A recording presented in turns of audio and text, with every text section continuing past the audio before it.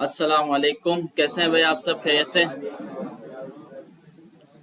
अच्छा, सबसे पहले जो है ना थोड़ा असाइनमेंट्स पे नज़र डालते हैं कि भाई किसने क्या बनाया है, थोड़ा पता चले। कुछ का मैंने देखा था, माशाल्लाह अच्छा बनाया था, सेम लग रहा था। तो फिर मुझे थोड़ा शक भी हुआ, मैंने कहा इमेज तो नहीं है, ये जो इमेज दिखाई थी वही दे दियो। फिर मैंने चेक करा तो नहीं यार, बनाया हुआ था टेबल यूज़ करके ना। तो अभी भी देखिए काफ़ी सारे लोगों ने नहीं करा है और काफ़ी सारे लोगों ने कर भी लिया। देखिए ये 50 लोग भी निकल गए ना तो हमारे लिए अच्छा रेशियो होगा एक एंड में।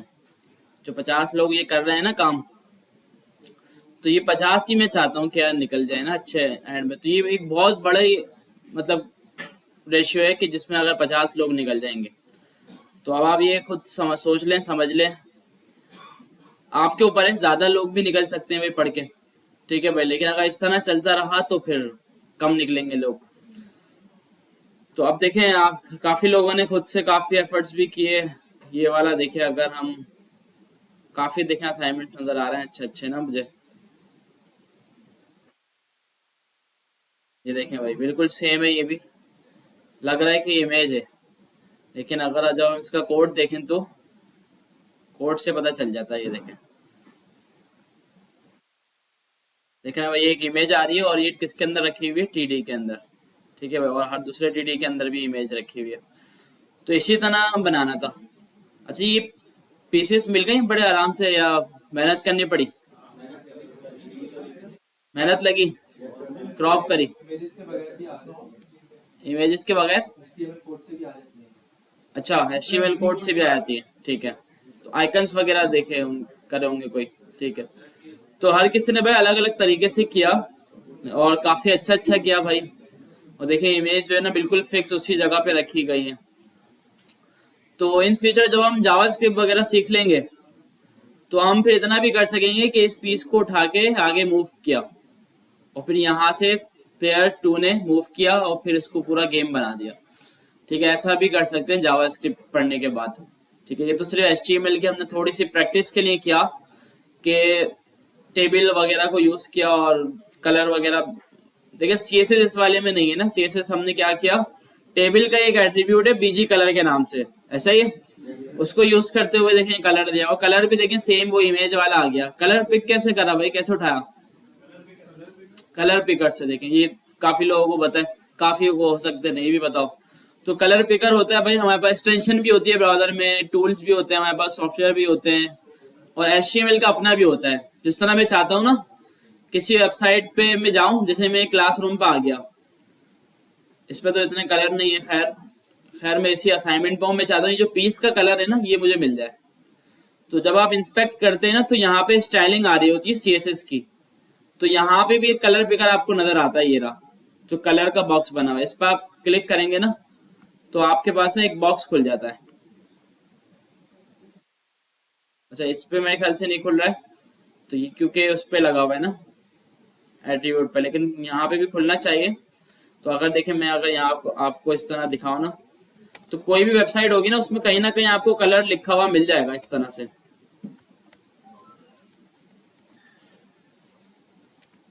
देखिए इस तरह कलर आ रहा होगा, आप उसको ओपन करेंगे ये कलर पिकर खुल जाएगा आपके पास। यहाँ पे देखें एक ऑप्शन है कलर पिक करने के लिए, आई ड्रॉपर का। ये आप सेलेक्ट करते हैं और पूरी वेबसाइट में कहीं पर भी आप इसको ले जाते हैं, जो भी कलर आपको चाहिए। जैसे इस पीस का कलर मुझे चाहिए, पीस के ऊपर ले आके मैंने क्लिक किया तो यहाँ पे इसका कलर कोड मिल गया मुझे। ठीक है भाई, कलर कोड क्या होता है, कैसे बनता है, इसका नेम भी होता है और फिर एक RGB भी होता है। तो ये जब हम CSS पढ़ेंगे तो उस टाइम पे ये चीजें हम देखेंगे कि कलर कोड वगैरह कैसे बनते हैं। तो जबरदस्त बनाया है, अच्छा बनाया है। बाकी ये छोटा सा इमेज लग रही है मुझे तो, ये भी इतना छोटा क्यों बन गया ये? अच्छा है तो टेबल भाई, हो सकता है टेबल की हाइट और विड्थ अच्छा सही है, कम की हुई है ना सबकी, स्टाइलिंग दी हुई है CSS की थोड़ी। चलो अच्छा है, काम अच्छा है भाई, जो जैसा काम दिया था वैसा ही किया है। ये देखें रियल लग रहा है, अभी खेलना शुरू कर दे दिल चाह रहा है। ठीक है, ऐसा बना है। चलो अच्छा बनाया भाई, जबरदस्त। थोड़ा सा लेकिन ये इस तरह आ रहा है, लेकिन कोई मसला नहीं है क्योंकि अभी हम HTML पर ही हैं सिर्फ। और अगर इसका भी हम कोड देखें तो इमेज का, अच्छा इस वाले में इमेज नहीं होगी ना, इस वाले में होगी इमेज। ठीक है, बिल्कुल ठीक है भाई। जो ये दो तीन हमने देखे तो बिल्कुल सेम इसी तरीके से बनाना था आप सबको भी ना, तो जिसने नहीं बनाया वो बना ले। और इश्यूज बताएं क्या है इसमें आपको, कोई नया इशू आया? नहीं, पुराने ही आ रहे हैं सबके पास। कोई बोल रहा है नेटलिफाई पर डिप्लॉय नहीं हो रहा, कोई बोल रहा है इमेज नहीं चल रही।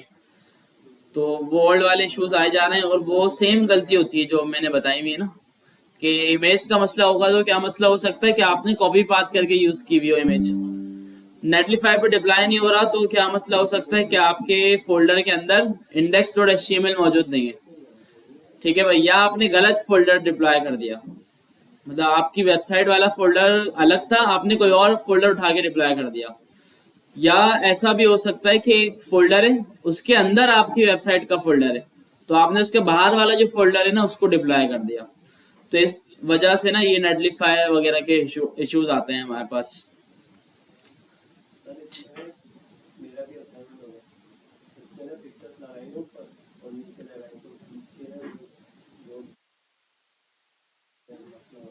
क्या नाम है? अरबाज।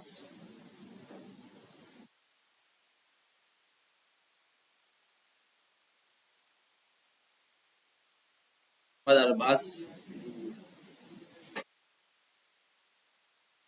में क्या मसला हो रहा है?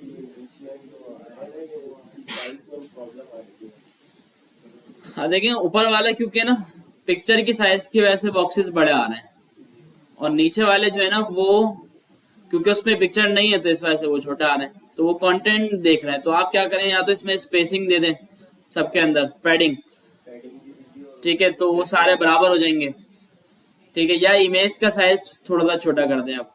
वरना काफी लोगों ने सीएसएस भी लगाई क्योंकि उनको आती थी। सीएसएस से तो सब कुछ हो सकता है, लेकिन एचटीएमएल में रहते हुए ना फिर हम इसी तरह से ही कर सकते हैं अभी, या तो पैडिंग वगैरह दे दें या फिर पिक्चर का साइज छोटा कर दें। तो ये अभी सोल्यूशन है एचटीएमएल का। अगर सीएसएस पे जाएं तो फिर वो हाइट विड्थ वगैरह वो सब आ जाता है हमारे पास।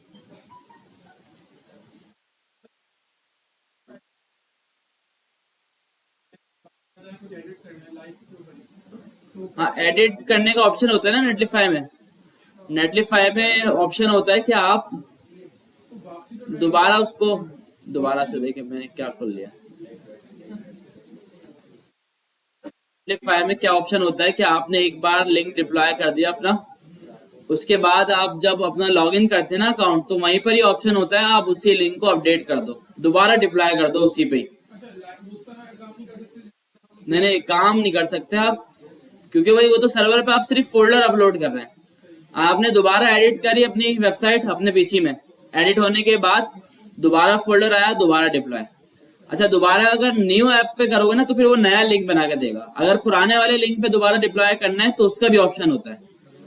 आप नेटलिफाई पे लॉगिन करें, उस लिंक पे जाएं जो पहला वाला था, वहीं पर ही एक ऑप्शन होता है कि अपडेट योर साइट या इस तरह कुछ आ रहा होगा ऑप्शन। वहां पे जाके आप दोबारा से वो फोल्डर ड्रॉप करेंगे और फिर उसी लिंक को अपडेट कर देगा, नया लिंक नहीं बनाएगा। तो ये अच्छा तरीका है, क्योंकि अगर हम इस तरह करेंगे तो सारे लिंक होते रहेंगे। अगर हम सेम वेबसाइट को मल्टीपल लिंक्स पे जब डिप्लॉय करेंगे तो काफी सारे हमारे पास लिंक्स बन जाएंगे।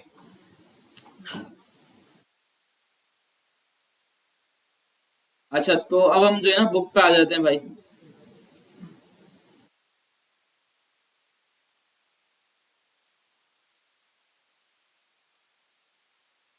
भाई थोड़ा जल्दी जल्दी आया करें यार, लेट नहीं हुआ करें।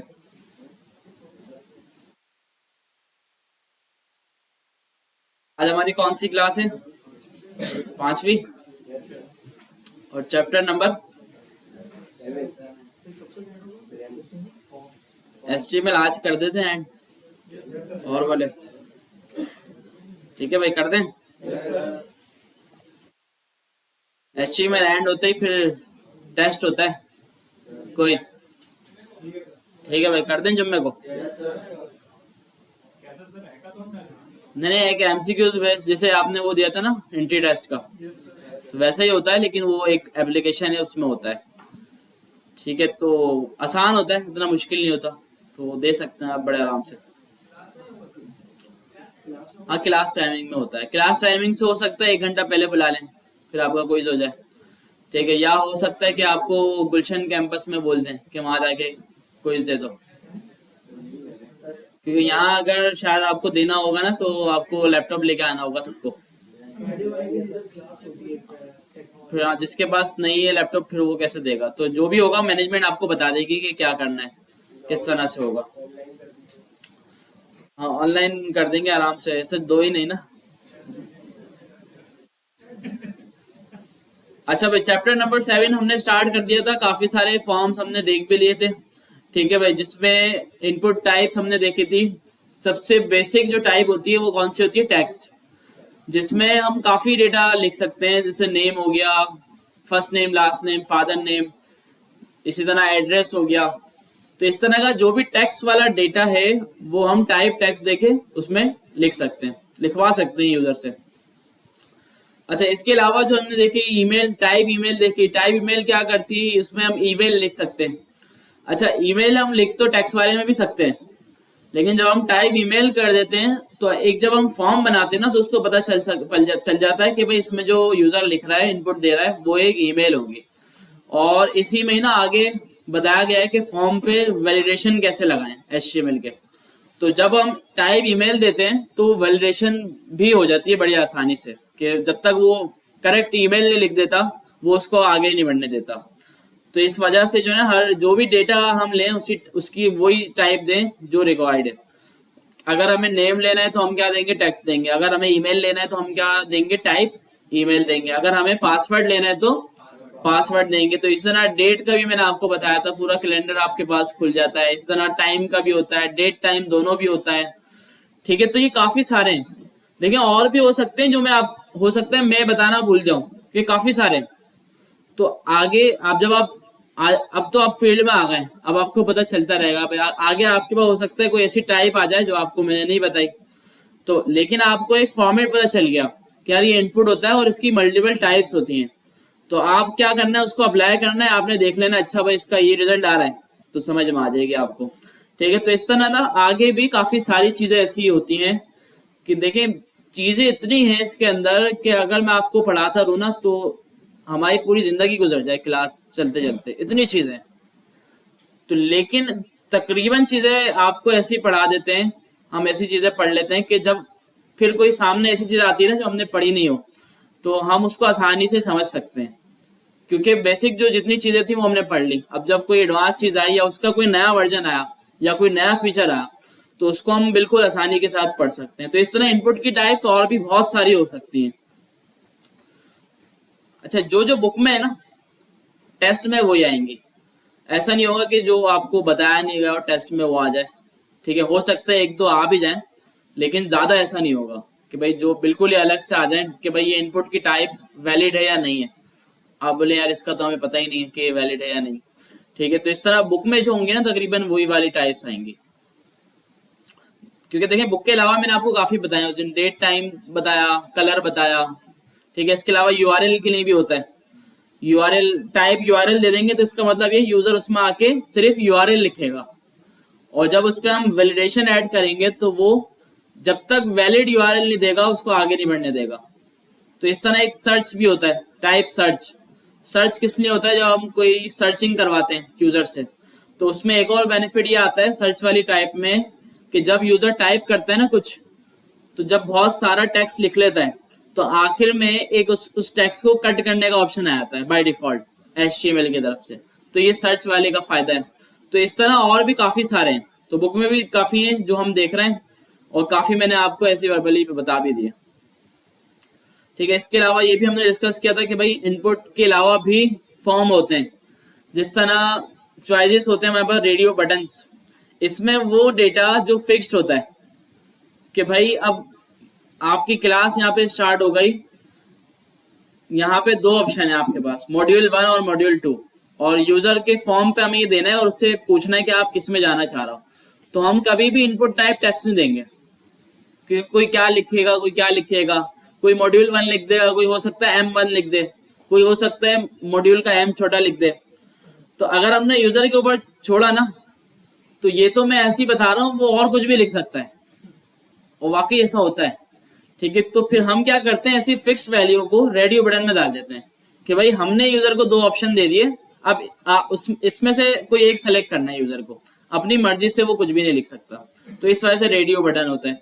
तो इसी तरह चेक बॉक्सेस में भी यही होता है कि हम उसके ऊपर नहीं छोड़ते कि उसको लिखना है, बल्कि हम उसको चॉइसेस दे देते हैं कि भाई इनमें से 2 3 4 जितनी भी वैल्यू आपको सेलेक्ट करनी है आप सेलेक्ट कर लो। तो ये चेक बॉक्सेस होते हैं। ड्रॉप डाउन क्या है भाई, इन्हीं दोनों की तरह ही काम करता है, लेकिन अगर आपके पास बहुत सारी वैल्यूज हैं और आपको लगता है कि अगर आप इसको यूआई के ऊपर दिखाएंगे, डिजाइन बनाएंगे इसका, तो बहुत सारी वैल्यूज हो जाएंगी और वो बहुत बुरा लगने लग जाएगा। तो इस वजह से ड्रॉप डाउन इसी वजह से कि अगर आपके पास ज्यादा वैल्यू है तो आप रेडियो बटन चेकबॉक्स नहीं बल्कि ड्रॉप डाउन यूज करो, ताकि वो सारी वैल्यूज है ना वो पैक्ड हो जाए। तो जब उस पर आगे यूजर कोई क्लिक करे तो सारी वैल्यूज आपके पास खुल जाए और उसमें से आप सेलेक्ट कर लें। चेकबॉक्स, ठीक है भाई, सिंगल सिलेक्शन के लिए रेडियो बटन, मल्टी सिलेक्शन के लिए चेकबॉक्स। ड्रॉप डाउन में दोनों हो सकता है, ड्रॉप डाउन में दोनों हो सकता है, सिंगल भी और मल्टीपल भी। अच्छा, मल्टीपल हम HTML वाला यूज नहीं करते क्योंकि ये थोड़ा मजे का नहीं होता। मल्टीपल के लिए ना हम लाइब्रेरी का यूज करते हैं, बूटस्ट्रैप हो गया और दूसरी आगे आके थोड़ी सी हम लाइब्रेरीज पढ़ेंगे ना, तो उसमें मल्टीपल बड़ा अच्छा रहता है। तो HTML में हम सिंगल सेलेक्ट करते हैं भाई इससे ना, ड्रॉप डाउन से। ठीक है भाई, इस तरह भाई फॉर्म्स के बटन हो सकते हैं कि भाई जिस पे क्लिक करके यूजर फॉर्म को सबमिट करेगा, ठीक है भाई, सर्वर पे भेजेगा। अब ये बटन जो है एक बटन भी हो सकता है जो अलग से बनाया जाता है, ये इमेज बटन भी हो सकते हैं और फाइल अपलोड वगैरह करवाने के लिए भी हो सकते हैं। क्या बात है भाई, ठीक है भाई, तो ये सारे बटन होते हैं। अच्छा, इसके अलावा भाई फॉर्म वर्क किस तरह करता है, मैंने आपको काफी समझाया था कि एक सर्वर होता है। अच्छा, सर्वर क्या होता है कि देखिए सर्वर जो है ना कोई इतनी एडवांस चीज नहीं है कि जो समझ में ही ना आया हमें। एक पीसी है, एक सिंपल एक पीसी है जो कि लाइव हुआ हुआ है इंटरनेट के ऊपर और 24 घंटे वो ऑन है। देखिए इंटरनेट जो है ना, इंटरनेट क्या है कोई बता सकता है, और ये इंटरनेट हम यूज कैसे कर रहे हैं?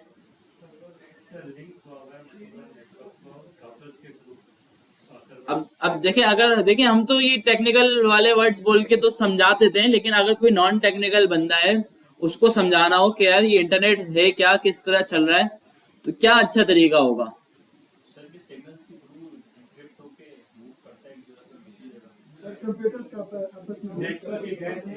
भाई देखिए हमारे कंप्यूटर्स हैं, ये कंप्यूटर्स ना नेटवर्क से कनेक्टेड है। ठीक है भाई, जो भी डेटा पड़ा हुआ है ना इंटरनेट पे, वो इंटरनेट कोई ऐसा नहीं है कि वो क्लाउड में पड़ा हुआ, जो कुछ लोग समझते हैं वो क्लाउड में पड़ा हुआ है। ये सारा डेटा ना किसी कंप्यूटर के अंदर है। ठीक है, जो भी इंटरनेट पे डेटा आ रहा है आपके पास, ये किसी ना किसी कंप्यूटर के अंदर है। अब हम वर्ड यूज करते हैं ना सर्वर, सर्वर क्या बन जाता है, वो कंप्यूटर जो इंटरनेट से कनेक्टेड हो 24 घंटे, वो सर्वर कहलाता है। ठीक है, और हमारा कंप्यूटर अगर इंटरनेट से कनेक्टेड नहीं है तो ये सर्वर नहीं है। डेटा हमारे इसमें भी है, लेकिन इसमें जो डेटा है ना वो इंटरनेट पे अवेलेबल नहीं है। क्यों? क्योंकि ये इंटरनेट से कनेक्टेड नहीं है। ये जब इंटरनेट से कनेक्टेड होता है जब मैं चाहता हूँ, जब मैं इसको यूज करता हूँ। तो वो जो सर्वर वाली चीज है वो ऐसा कंप्यूटर होता है जो इंटरनेट से कनेक्टेड हो। ठीक है, तो ये सिर्फ कंप्यूटर नहीं, पता नहीं इसके पीछे काफी सारी डिवाइसेस भी होती हैं, जो बड़े बड़े लोग डेटा सेंटर भी बनाते हैं और पता नहीं क्या क्या इस पे होता है। तो इस तरह से सारी चीजें होती हैं। तो भाई अब देखिए फॉर्म का जो भी डेटा है ना, ये किसी ना किसी सर्वर पे जाता है और हमारे पास ना एक डेटाबेस होता है।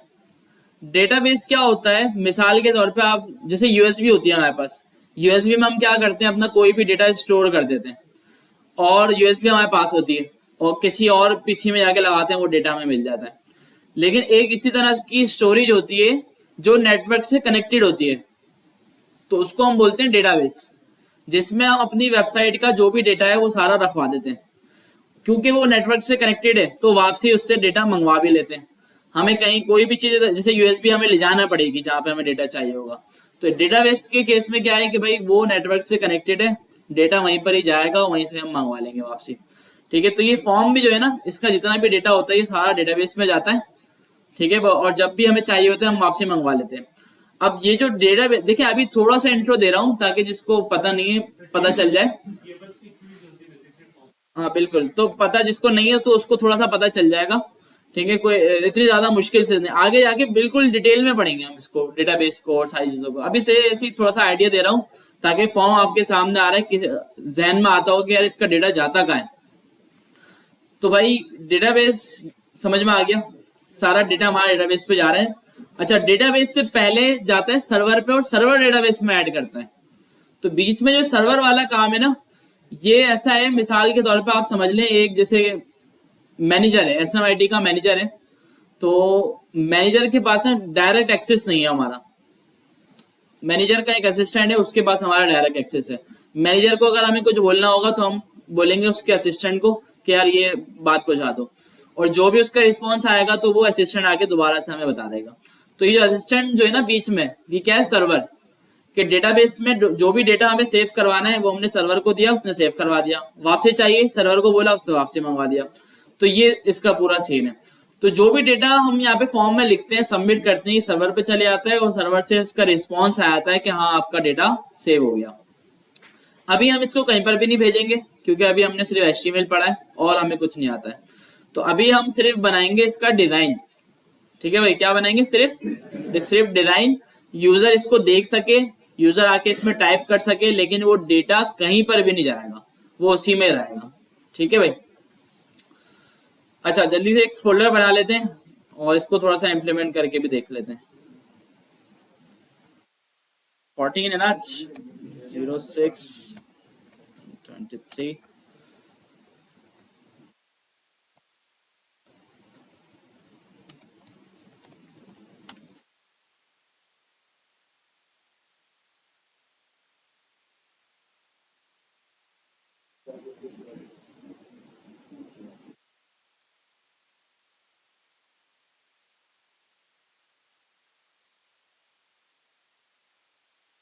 ठीक है, index.html स्ट्रक्चर बना लिया और इसमें मैं बना लेता हूं अभी एक इनपुट।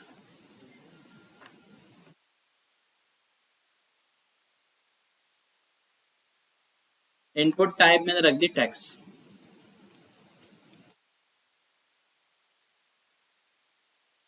डायरेक्ट भी बना सकते हैं, आ जाएगा आपके पास। देखें, जिस तरह मैंने आपको बताया भाई, ब्राउजर क्योंकि आजकल स्मार्ट है, इंटेलिजेंट है, आप डायरेक्ट भी कोई चीज देते हैं तो वो समझ जाते हैं। अगर आप फॉर्म वैसे लगाएंगे तो अच्छी बात है फॉर्म, क्योंकि जो भी इसका स्टैंडर्ड है ना, आप उसको फॉलो करते हुए चलें। ठीक है भाई, ये हमारा इनपुट आ गया। देखें, इसमें मैं जो भी टाइप कर रहा हूँ मुझे शो हो रहा है। अच्छा, फिलहाल के लिए हम ऐसा इसको थोड़ी सी चीज समझ लेते हैं जो आपके आगे भी काम आएगी ना। इनपुट के पास, हर इनपुट के पास एक एट्रीब्यूट होता है जिसका नाम होता है वैल्यू। ठीक है भाई, तो हम इसमें जो भी टाइप करते हैं ना, जैसे मैंने इसमें अपना नेम लिख दिया गौस, तो ये जो टेक्स्ट मैंने लिखा है ये जाके सेव होगा यहाँ पे वैल्यू के अंदर।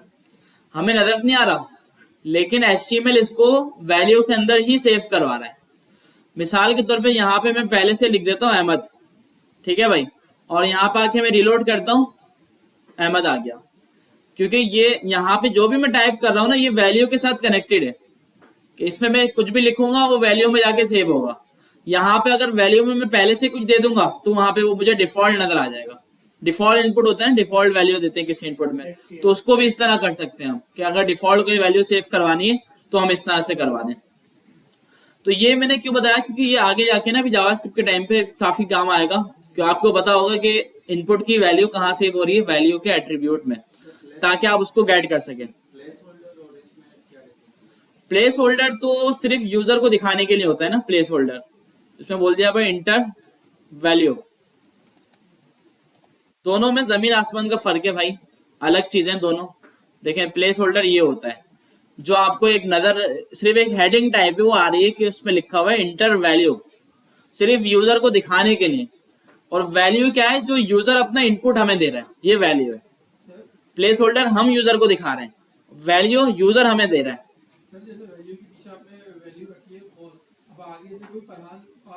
तो अपडेट हो जाएगी।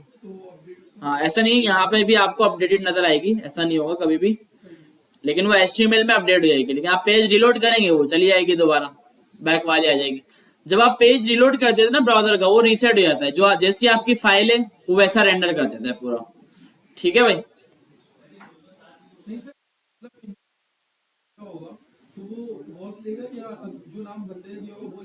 भाई जो नाम देखिए, जब जैसे अगर अभी अहमद आ रहा है ना, यहाँ पे भी अहमद दिया हुआ है, मैंने गॉस किया, यहाँ पे भी गॉस हो गया और वहां पे भी गॉस हो गया होगा। अब सर्वर पे जो सबमिट होगा वो गॉस होगा, अहमद नहीं होगा। मतलब जो यूजर ने इसमें लिख दिया वो सबमिट होगा।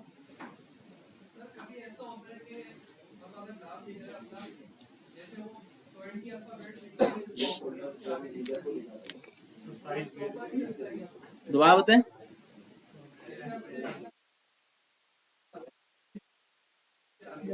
हाँ, क्योंकि इसकी विड्थ छोटी है ना, देखें अगर ज्यादा ही बड़ा नाम हो रहा है तो देखें इसकी विड्थ छोटी है, तो हम क्या कर सकते हैं, या तो इसकी अभी फिलहाल के लिए मैक्स लेंथ दे दें जो एट्रीब्यूट है, वरना फिर हम इसको सीएसएस से कंट्रोल करते हैं। अच्छा, ये जो है ना नाम बड़ा होने वाली, ये बहुत ही कॉम्प्लेक्स चीज है और इसको ना हर सॉफ्टवेयर इंजीनियर बड़ी मुश्किल से हैंडल करता है। मैंने भी ये जो आपने इस पे एडमिशन लिया है ना, आपने एसएमआईटी का जो फॉर्म है ये मैंने बनाया, तो इसको ना बड़ी मुश्किल से मैंने हैंडल करा, क्योंकि इसमें जब एडमिशन ले रहे हैं ना कोई आके, तो अब उसका नाम का मुझे नहीं पता कि कितना बड़ा हो सकता है, और जब वो एडमिशन लेता है बंदा तो उसके बाद कार्ड भी प्रिंट कर रहा हूं मैं। अब वो जो उसने नाम दिया है वो कार्ड पे आएगा या नहीं आएगा, तो कार्ड से बाहर निकलना शुरू हो जाएगा अगर ज्यादा बड़ा नाम होगा तो ये बड़ी मुश्किल से हैंडल किया है मैंने। तो क्योंकि पाकिस्तान में तो जाहिर बहुत बड़े बड़े नाम होते हैं भाई, और मेरे साथ ये इशू आया ना, क्योंकि जब भी देखें इशू जब भी आते हैं जब एक ऐप, आपकी वेबसाइट या ऐप जो है ना चलना शुरू हो जाती है, जब उसको रियल यूजर जो है ना वो यूज करना शुरू कर देते हैं। अगर आप खुद टेस्टिंग करते हैं ना तो आपके हिसाब से आपकी बनाई हुई चीज अच्छी ही होगी, लेकिन असल जब पता चलता है जब उसको रियल यूजर यूज करना शुरू कर देते हैं। तो जब मैंने ये देखा कि यार उसमें बड़े बड़े नेम आ रहे हैं, वो तो कार्ड से बाहर जा रहे हैं, तो कार्ड हमारा छोटा सा है और इतना बड़ा नेम तो उस पर आ ही नहीं सकता भाई। अगर हम उसको मल्टी लाइन भी कर दें कि अगर लाइन में जगह खत्म हो गई, नेक्स्ट वाली लाइन में आ जाए, तो फिर नीचे वाला जो कंटेंट है वो भी खराब हो रहा है। तो फिर इसको मैंने क्या किया कि भाई उसको अलाउ नहीं किया कि इतना बड़ा नाम लिख सके। अगर वो लिख भी देता है तो मैं क्या करता हूँ कि आखिरी के जितने भी उसके नेम है सारे रिमूव कर देता हूँ, शुरू के 2 वर्ड उठा लेता हूँ। जिस तरह मैंने लिखा ना गौस अहमद अली अहमद खान, तो मैंने सिर्फ क्या उठाया उसका गौस अहमद, शुरू के 2 वर्ड, तो वो उसके कार्ड पे प्रिंट होते हैं। अगर शुरू के 2 वर्ड भी इतने बड़े हैं, वैसे तो इतने होते नहीं है किसी भी नाम के, जैसे मुजम्मिल, ये शायद थोड़ा बड़ा नाम है, इससे भी बड़ा हो सकता है। मुजफ्फर, वो एक ही वर्ड्स आते हैं ना, तो इससे वो तो 2 वर्ड आ गए, 1 वर्ड इससे बड़ा नहीं हो सकता। तो इससे अंदाजा लगाते हुए फिर मैंने उस हिसाब से उसको सेट करके रखा। तो ये चीज होती है ना, ये हमें खुद हैंडल करनी पड़ती है, ये हमारा काम है डेवलपर का। यूजर तो आगे भाई क्या कुछ ना लिख दे। फेसबुक देखें इतना बड़ा प्लेटफॉर्म है, उसने पता नहीं कितनी सिक्योरिटी लगा दी नेम पे, हर चीज पे, फिर भी ऐसे ऐसे नेम लिखे हुए होते हैं लोगों ने, स्टाइलिंग बनाई हुई होती है नेम में, देखा आपने, बड़ी स्टाइलिंग से स्टाइलिश सा नेम होता है, और जब कमेंट करते हैं तो वो भी अजीब सा आ रहा होता है, तो फिर भी नहीं फेसबुक रोक सक रहा। तो जब यूजर वेबसाइट को यूज करते हैं ना, तो बिल्कुल ना एक एक चीज उसकी खोल के रख देते हैं वेबसाइट की, कि भाई अब करो इसको फिक्स, कैसे करोगे आप। तो असल जो चीज है ना जब भी पता चलती है जब आपकी वेबसाइट को कोई यूजर यूज करता है। और ये भी ना भाई देखें बहुत बड़ी बात होती है कि आपकी बनाई हुई चीज को यूजर्स यूज कर रहे हैं, बहुत बड़ी बात है, ठीक है भाई, ये प्राउड वाली बात है कि आपने एक चीज बनाई है, उसको इतने सारे लोग यूजर यूज कर रहे हैं। और जब आप कहीं पे जाके बताते हैं ना किसी कंपनी में कि भाई मैंने ये चीज बनाई है और इसके इतने यूजर्स हैं, तो फिर वो वहां पे भी बहुत वैल्यू होती है इस चीज की, तो कंपनी आपको वाकई बोलती है यहाँ पे इसको हायर करो। तो ये सीन है। तो जितने ज्यादा यूजर होते हैं उतनी आपकी वर्थ होती है हर जगह पे, आपकी बनाई हुई चीज के जितने ज्यादा यूजर्स होते हैं। तो इस तरह जब भी हम कोई काम करें ना आगे, तो हमारी भी कोशिश ये होनी चाहिए कि यार इस पे यूजर्स आए, इस पे यूज करें। क्योंकि पता है क्या होता है, तकरीबन दुनिया भर में जो आईटी के या टेक्नोलॉजी के प्रोजेक्ट्स बनते हैं ना, वेबसाइट बनती है या मोबाइल ऐप बनते हैं, तो 100 में से 60% वो प्रोजेक्ट में चलते नहीं है, फेल हो जाते हैं, उनके ऊपर यूजर्स नहीं आते, मार्केटिंग भी कर ली सब कर ली, यूजर्स नहीं आते। तो 40% ऐसे प्रोडक्ट्स होते हैं जो मार्केट में चल जाते हैं, उनको यूजर यूज करना शुरू कर देते हैं और काफी उन पे लोड आ जाता है। तो इस वजह से देखें ऐसे ऐसे डेवलपर भी मैंने देखे हैं, 6-7 साल 8 साल का एक्सपीरियंस है, और कोई ऐप ऐसी नहीं है कि जिसपे यूजर्स हो। बहुत छोटे छोटे प्रोजेक्ट्स बनाए, वो पता ही नहीं कौन सी ऐसी ऐप हो जिसपे यूजर्स हो, और काफी होती हैं जो फेल हो जाती हैं, चलती नहीं है। तो ये जो है ना एक बहुत बड़ी अचीवमेंट होती है कि अगर आपने एक वेबसाइट बनाई और उस पर काफी सारे यूजर आके उसको यूज करना शुरू हो गए, तो फिर आपको अपनी स्किल्स का जब ही पता चलता है कि यार मैंने क्या चीज बनाई है। ठीक है भाई, तो हम भी कोशिश करेंगे भाई ऐसी चीज बनाएं कि यूजर यूज करें उसको और फिर हमें भी फायदा हो और उनको भी फायदा हो। जी हाँ बिल्कुल, टेस्टिंग हम अपने पास से तो पूरी करते हैं। और देखें कोई अगर बड़ा प्रोजेक्ट है तो फिर उसके लिए पूरी टीम होती है, टेस्टिंग की हर चीज होती है, क्यूए होता है, सब होता है। लेकिन उसके बाद भी जब वो यूजर में जाता है ना, तो फिर असल वक्त जब भी आते हैं, असल इश्यूज जो होते हैं जब भी पता चलते हैं उसके, जब वो यूजर के हाथ में आता है। क्योंकि हर बंदे की अलग सोच होती है, हर बंदा अलग तरीके से आपके प्रोडक्ट को यूज करता है, सेम तरीके से नहीं करेगा। ठीक है, कोई ऐसा होगा, अच्छा डिवाइस सबके पास अलग अलग होगी। अगर आप टेस्टिंग कर लेंगे तो कितनी 4 5 10 डिवाइस पे देख लेंगे, लाखों डिवाइसेस है दुनिया भर में। तो जब वो उन पे चलता है तो आपको क्या पता किस डिवाइस पे क्या मसला आ जाए। तो इस तरह की इतनी चीजें होती हैं जो बाद में ही पता चलती हैं, पहले पता नहीं चलती। ठीक है भाई, फॉर्म के अंदर दो एट्रीब्यूट थे, एक्शन और मेथड। एक्शन क्या था कि भाई एक्शन का एट्रीब्यूट ये करता है कि आप इसके अंदर यूआरएल देते हैं। ये जो यूआरएल होता है ये आपके सर्वर का एड्रेस होता है। तो जैसे ही आप फॉर्म को सबमिट करते हैं, आपका जो सारा डेटा है जो आपने फॉर्म में लिखा है वो सारा इस यूआरएल पे जाके सबमिट हो जाता है।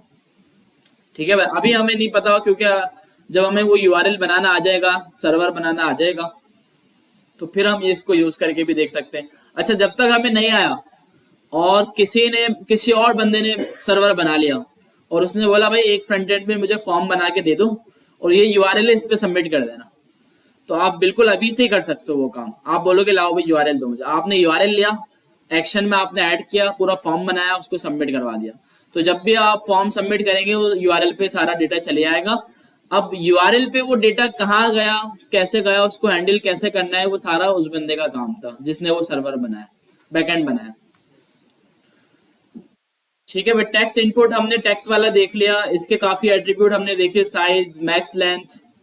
पासवर्ड में बस सिर्फ टाइप पासवर्ड है, बाकी पूरा इनपुट वही है, इसके एट्रीब्यूट्स वही है। अच्छा, इनपुट में एक एट्रीब्यूट होता है नेम का, ये क्यों होता है ये बताया कोई? इनपुट में नेम का एट्रीब्यूट क्यों होता है, नेम ये वाला?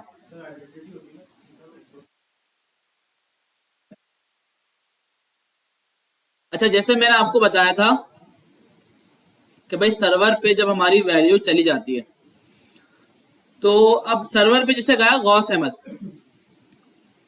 अब जो देखने वाला है उसको पता कैसे चलेगा ये नेम है, फादर नेम है, फर्स्ट नेम है, लास्ट नेम है, एड्रेस है या क्या है, उसको पता ही नहीं चल सकता। तो समझे एक टैग्स होते हैं ये कि भाई नेम के आगे हम टैग लगा के भेज दें, ये जो वैल्यू आपको लिखी हुई नजर आ रही है ये एक नेम है। फिर आगे दूसरा फर्स्ट नेम, लास्ट नेम हो सकता है, ईमेल हो सकता है, फोन नंबर हो सकता है। तो सबके आगे ना हम ये नेम लगा के भेजते हैं ताकि सर्वर को पता चल सके ये सारी वैल्यूज आ रही है मेरे पास। अगर हम ये नहीं लगाएंगे तो सर्वर के पास जाएंगे सिर्फ वैल्यूज, तो वैल्यूज को देख के ना आइडेंटिफाई नहीं कर सकते कि भाई ये नेम है या फादर नेम है।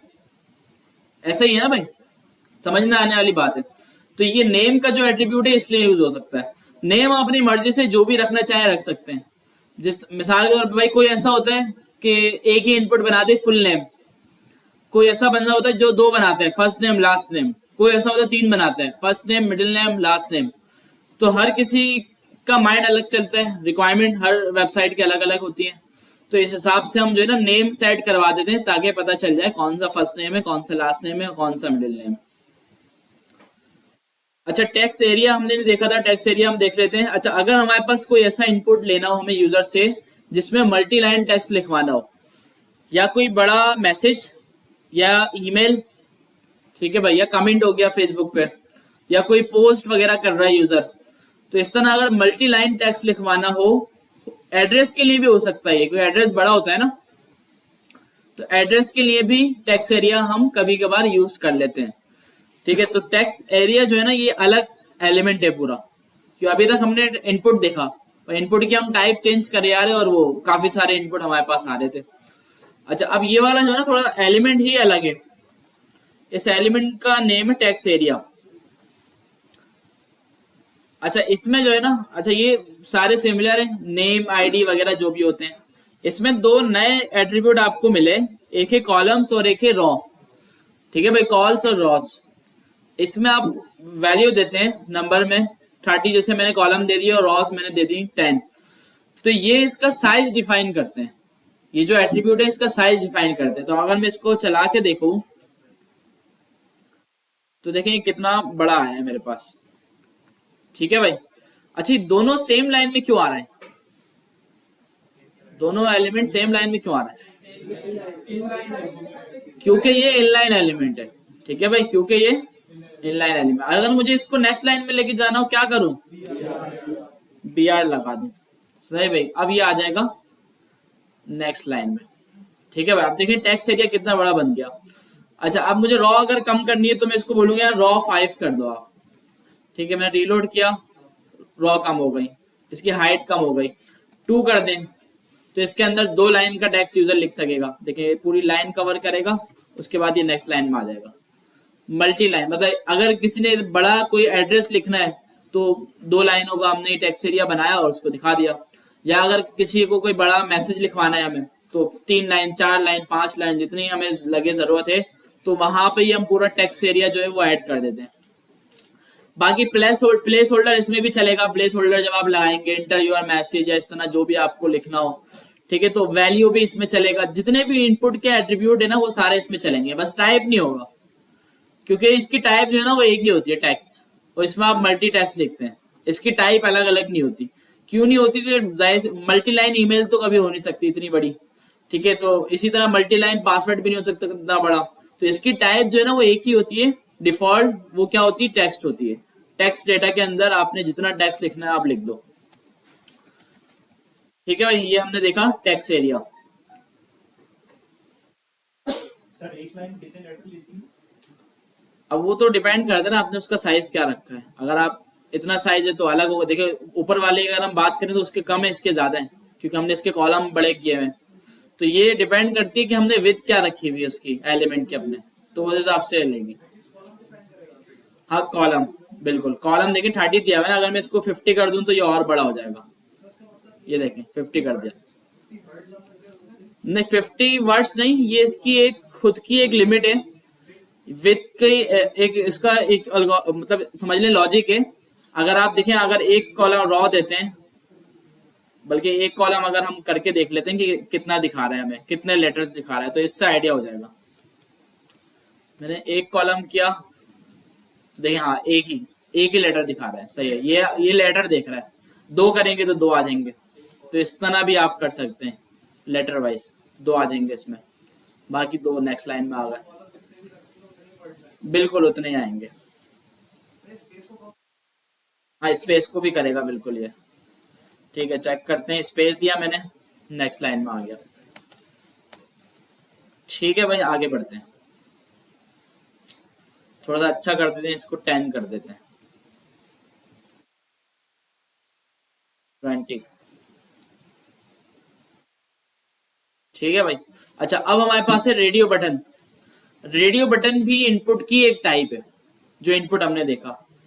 अच्छा भाई इसमें लेकिन थोड़ा सा हमें चीजों का ख्याल रखना होता है। वो क्या, कि मिसाल के तौर पे मैं इसको यूज करना चाह रहा हूँ किसके लिए, जेंडर के लिए।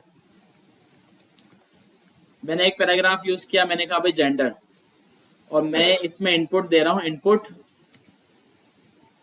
ठीक है भाई, या जेंडर में ऊपर वाले पैराग्राफ में लिख देता हूँ अलग से,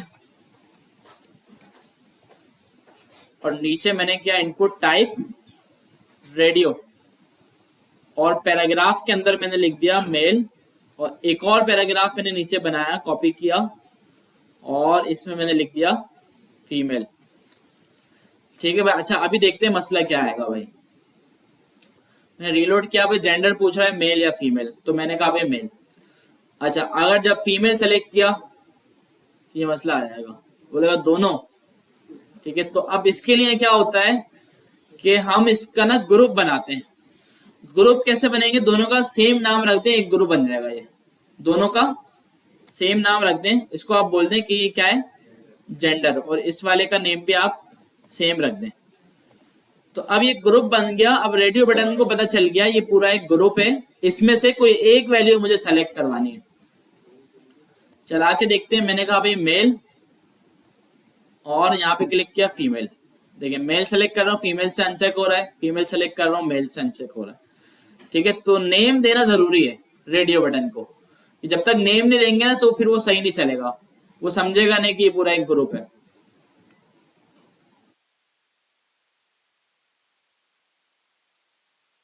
अच्छा जी, चेक बॉक्स। चेक बॉक्स में क्या हो सकता है कि आप बोलें कि यूजर से सेलेक्ट करवा लें आप सब्जेक्ट, कि भाई आपने कौन कौन से लेना है। तो मैं यहाँ पे क्या कर रहा हूँ, उसी तरह से paragraph, input, type, check box. ठीक है भाई, चेक बॉक्स आ गया इसकी टाइप, और इसमें मैंने बोला भाई इंग्लिश।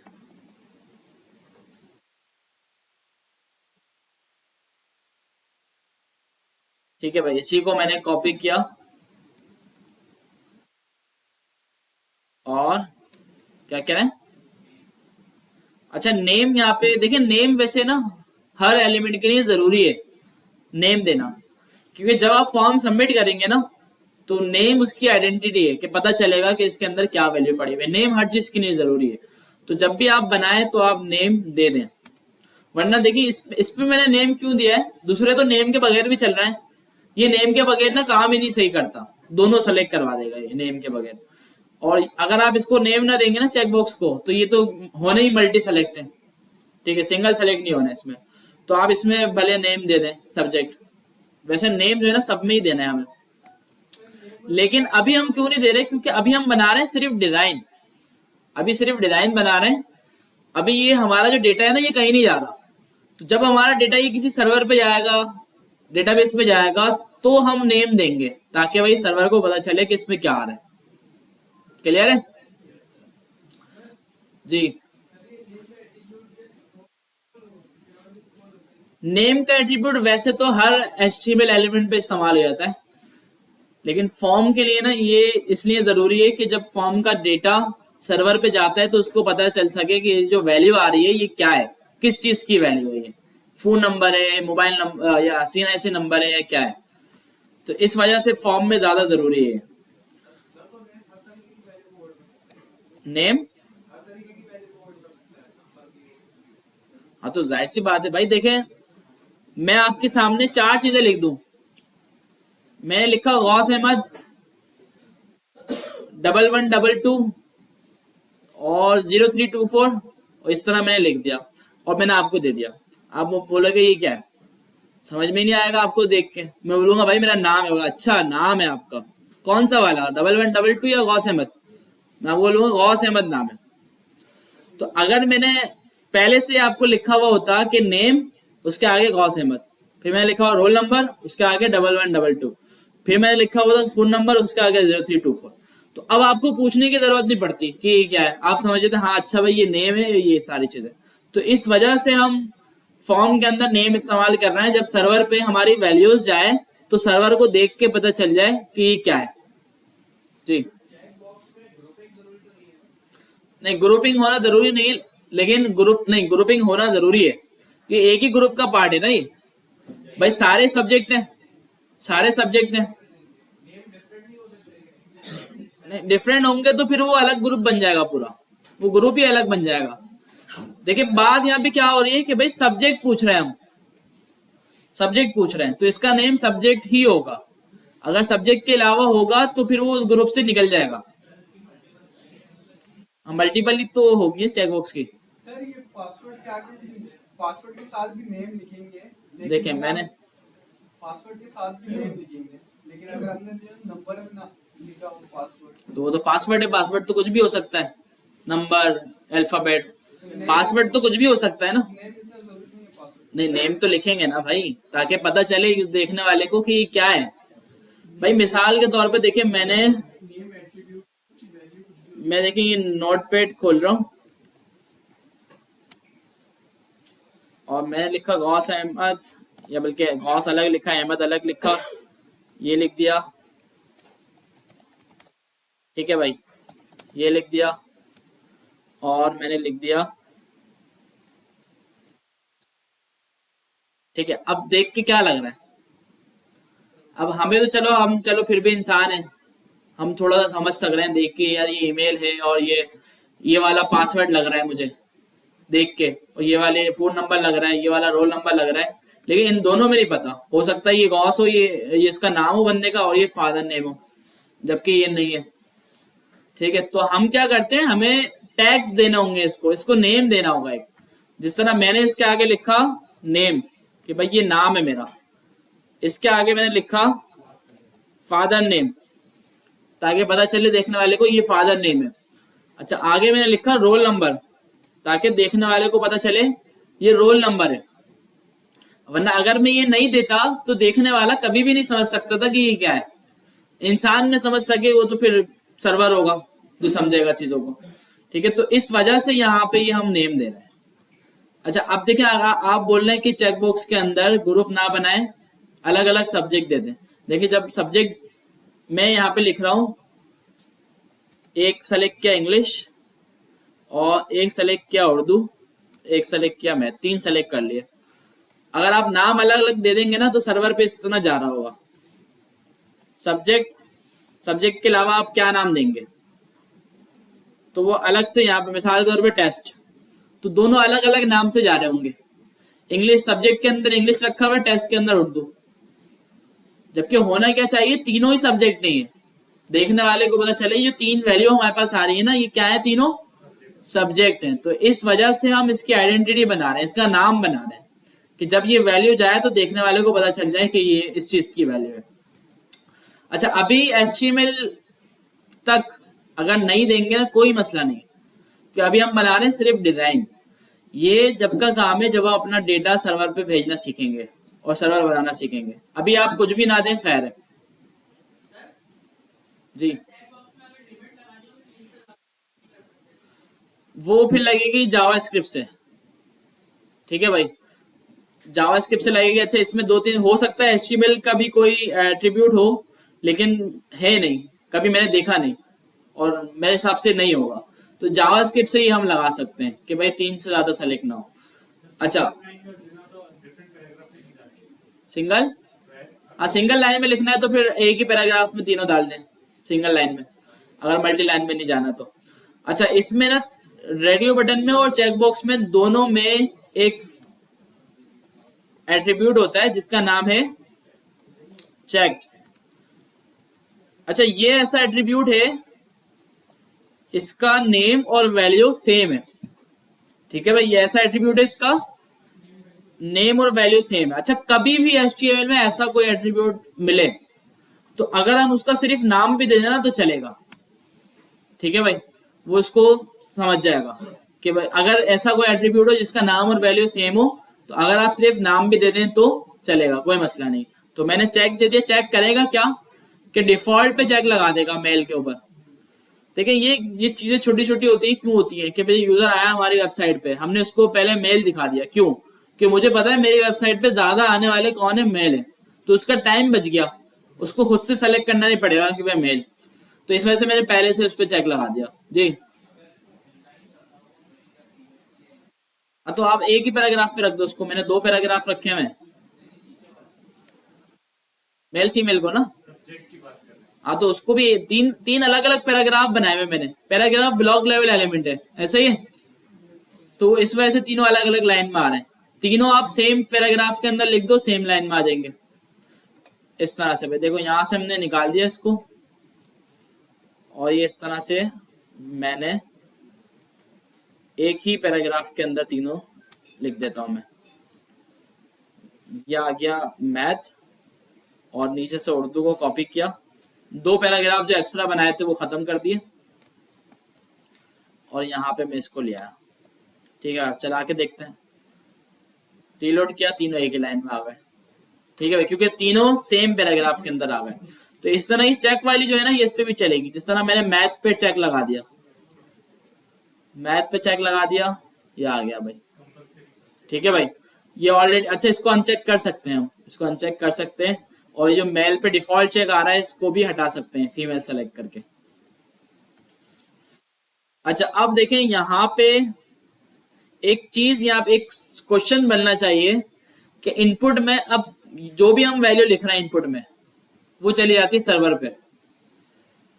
तो यहाँ पे यूजर ने क्या सेलेक्ट किया, सर्वर को कैसे पता चलेगा यूजर ने क्या सेलेक्ट किया। अब जैसे मैंने सेलेक्ट कर लिया यहाँ पे मैथ और उर्दू, अब सर्वर जब ये वैल्यू जाएगी सर्वर पे कैसे पता चलेगा, क्योंकि यहाँ पे तो कोई वैल्यू ही नहीं है। क्योंकि जब भी यूजर कोई कुछ लिखता है ना वो कहाँ पे जाके सेव होता है, वैल्यू में। सर्वर पे जो जाता है वो वैल्यू का एट्रीब्यूट उड़ के जाता है, समझ लें। यहाँ पे कुछ भी ऐसा नहीं है।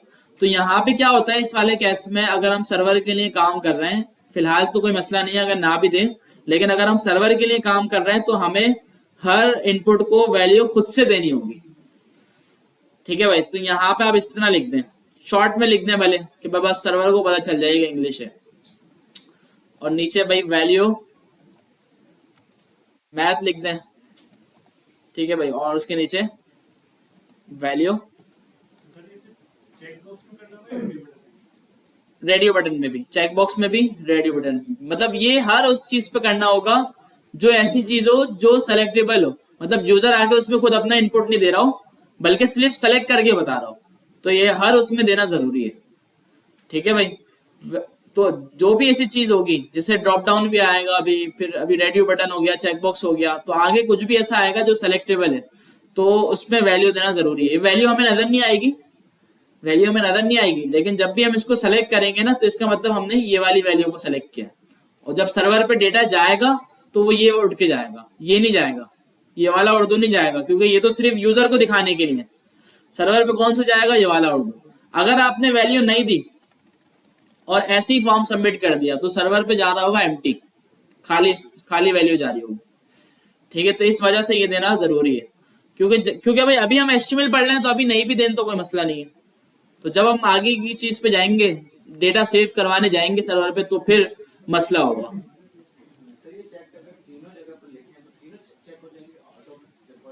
हाँ, अगर तीनों जगह पे लगाएं तो तीनों हो जाएंगे। ठीक है भाई, देखें मैंने तीनों पे लगा दिया और ये देखें तीनों हो गया, लेकिन इस वाले केस में मसला आ सकता है क्योंकि ये रेडियो बटन है। जी, खड़ा हो जाए भाई।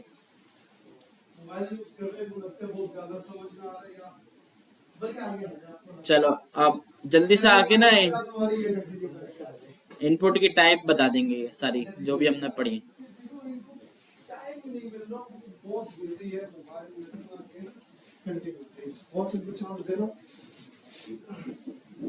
ये पढ़ाई आज जो इनपुट टाइप्स पढ़ी है ना वो पढ़ा दो। चलो, इनपुट की टाइप्स में हमारी टेक्स्ट आ जाता है, पासवर्ड आ जाता है, और चेक बॉक्स, रेडियो बॉक्स, इस टाइप की हमें बात कुछ टाइप्स होती हैं। रेडियो बॉक्स में ये होता है कि हम कोई भी एक चीज़ सेलेक्ट कर सकते हैं, जैसे अगर 2-3 ऑप्शन हैं तो कोई एक चीज़ सेलेक्ट कर सकते हैं। और चेक बॉक्स में ये होता है कि जैसे कि हमारे पास 3 आइटम ये टाइप आपने क्यों दिया है? कौन सी? ये जो टाइप है इनपुट के अंदर टाइप जो दिया है, रेडियो बॉक्स वाली या चेक बॉक्स वाली? टाइप इक्वल टू रेडियो या चेक बॉक्स, ये टाइप बेसिकली है क्या? ये कि हमें पता चले कि टेक्स्ट है या पासवर्ड है उसको। ऐसे ही बॉस गलत बता रहे हैं, टाइप के बारे में बताया सिर्फ। टाइप इक्वल टू ये जो आगे रेडियो या चेक, टाइप बेसिकली है क्या, इसको आप क्या कहते हैं? एट्रीब्यूट एक तरीके से रहेंगे ना। एक तरीके से तो पहले क्यों नहीं निकल रहा था एक तरीके से? चेक क्यों कर रहे हैं इसको? चेक इसलिए कर रहे हैं क्योंकि 3 हमारे पास जैसे कि 3 आइटम हो या 4 आइटम हो तो उसमें हम चेक लगाएंगे, तो हम उसमें मल्टीपल आइटम सेलेक्ट कर सकते हैं। और ये टाइप चेंज होगा?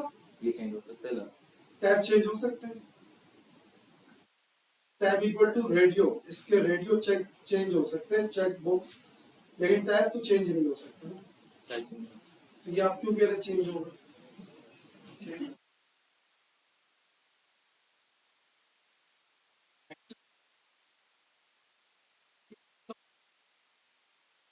जिंदगी आपकी यही रोक देगा, जिस तरह रुकी हुई है हमेशा रुकी हुई रहेगी। एक्टिव हो जाओ। सही है भाई, तो पहले भी बताया आप लोगों को यार, सोया नहीं करा करो क्लास में, ना मोबाइल फोन यूज करना है। तो आप देखें, आप ये चीज देखें यार, ये बहुत अच्छी चीज है वाजिद भाई ने बोला। वरना अगर देखें दूसरा कोई ऐसा इदारा होता है ना जो आपको फ्री में इस तरह पढ़ा रहा हो, वो ऐसे ही छोड़ देता, मतलब पढ़ते हैं पढ़े, नहीं पढ़ते तो हमारा क्या जाना।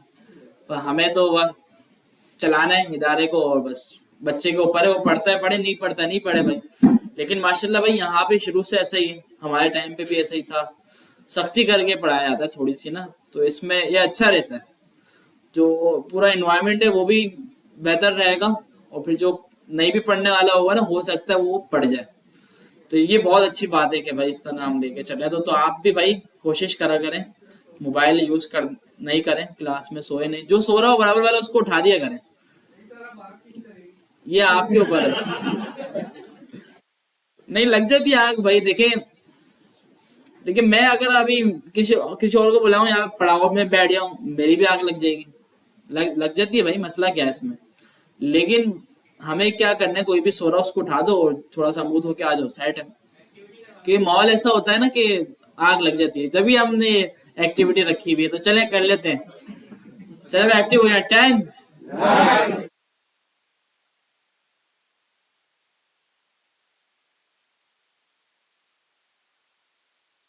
मजा नहीं आया यार, पहले से करवा लेता, मैं थोड़ी सी कोल्ड ड्रिंक भी पी लेता।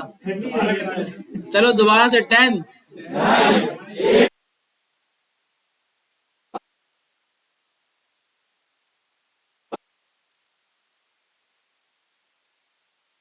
दूसरी वाली खुद शुरू हो जाती, देखो दूसरी वाली बोलना नहीं पड़ती, खुद शुरू हो जाती। चलो भाई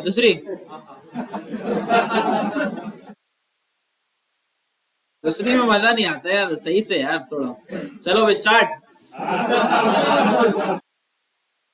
चलो भाई सही है। तो भाई आप खुद भी ना उठा दिया करें, कोई देखा है कोई सो रहा है ना तो उसको जगा दे, भाई जाग जाओ भाई, वो तो क्या। तो अच्छा ये भी अच्छा है कि भाई अगर आप ना आपस में 2 3 4 बंदों का ग्रुप बना के पढ़े ना तो बड़ा मजा आएगा उसमें। ठीक है, तो एक दूसरे से सलाम दुआ कर लिया करें, कोई मसला नहीं है। सारे लड़के, शर्म भी नहीं आएगी ना डर लगेगा। ठीक है, डायरेक्ट कर लेंगे बातचीत, तो सारे कर ले, अच्छी बात है। और खुद का भी एक ग्रुप बना लें 4-5 बंदों का भाई, जिसमें कनेक्टेड रहे, फिर इससे ना दूसरे लोगों की काफी हेल्प होती है, आपको भी सीखने को मिलता है। तो ऐसा हो, लेकिन ग्रुप में एक बंदा चीता हो, ऐसा ना हो सारे चीते हो और एक दूसरे की शक्ल देखो, तू बता दे, बोले मुझे तो नहीं पता, तू बता दे, बोले मुझे भी नहीं पता। तो फिर ग्रुप में एक बंदा ऐसा हो जिसको आता हो, एक बंदा भी ऐसा हो ना तो वो 4 को चला लेगा आराम से। तो यही तो मसला आजकल, मुझे सब आता है। सीवी भी अगर किसी की देख लो ना, आजकल सीवी बनाई हुई होती है लोगों ने, इतना कुछ उसमें लिखा हुआ होता है। स्किल्स वाला जो सेक्शन होता है ना, उसमें जगह नहीं बचती, वरना थोड़ी सी और डाल दो, दिख जाता है। तो लेकिन जब उससे करवाने बैठो, आ जाओ भाई करो काम, नहीं यार मुझे थोड़ा सा आता, 10% आता है तो मैंने लिख दिया। मैंने पढ़ा था 2 साल पहले यूनिवर्सिटी में पढ़ा था मैंने, ये तो मैंने लिख दिया था। और यूनिवर्सिटी में क्या पढ़ा होगा, प्रोफेसर ने नाम बताया होगा, हाँ भाई ये टेक्नोलॉजी है, यूं बोला होगा मेटावर्स, बस खत्म। फिर आपने सीवी में आकर दिया मेटावर्स। चलो, तो इस तरह भी होता है बहुत। तो थोड़ा भाई जो भी अच्छा ग्रुप बना लें, बहुत अच्छी चीजें दूसरे को सिखाएं समझाएं। तो वरना हम भी देखें, अब काफी सारे लोग हैं ना, 20 25 30 होते, तो मैं भी जज करके कौन अच्छा है कौन चीता है, मैं खुद ही ग्रुप बना देता। तो हमारे पास काफी सारे लोग हैं, अगर ग्रुप बनाने बैठा तो मुझे तो कुछ समझ में नहीं आया है कौन है कौन नहीं। ठीक है भाई, तो जो अच्छे अच्छे लड़के हैं ना कुछ टाइम में नजर आना शुरू हो जाते हैं। जैसे अभी आहिस्ता आहिस्ता मुझे 1-2 नजर आना शुरू हो गए, तो कुछ क्लासें और आएंगी तो फिर और अच्छे अच्छे लड़के आना शुरू हो जाएंगे, तो फिर हम दिखा देंगे कि ये अच्छा लड़का है, तो फिर उसको पकड़ लेना आप, क्या हाँ भाई चलो ग्रुप बनाओ। बाकी असाइनमेंट क्या, हाँ बिल्कुल असाइनमेंट के उस पर देखता हूँ, असाइनमेंट भी हो फिर दूसरी चीज भी हो। क्योंकि देखें आजकल जो है ना, स्किल्स के साथ साथ ना हमें कॉन्फिडेंस भी चाहिए, और काफी अच्छा वाला चाहिए। ठीक है, जिसमें हम एक पब्लिक डीलिंग कर सकें, बातचीत कर सकें, कि मतलब सबको ना वो होना चाहिए, क्या बोलते हैं इंट्रोवर्ट, और दूसरा क्या होता है एक्सट्रोवर्ट होना चाहिए। सब काफी सारे होंगे इंट्रोवर्ट वाले, यार मैं क्यों ग्रुप बनाऊं, मैं सही आ रहा हूँ अकेला, या आके मुझे भी खराब करेगा और तंग भी करेगा, तो एक वो वाला बंदा भी होगा।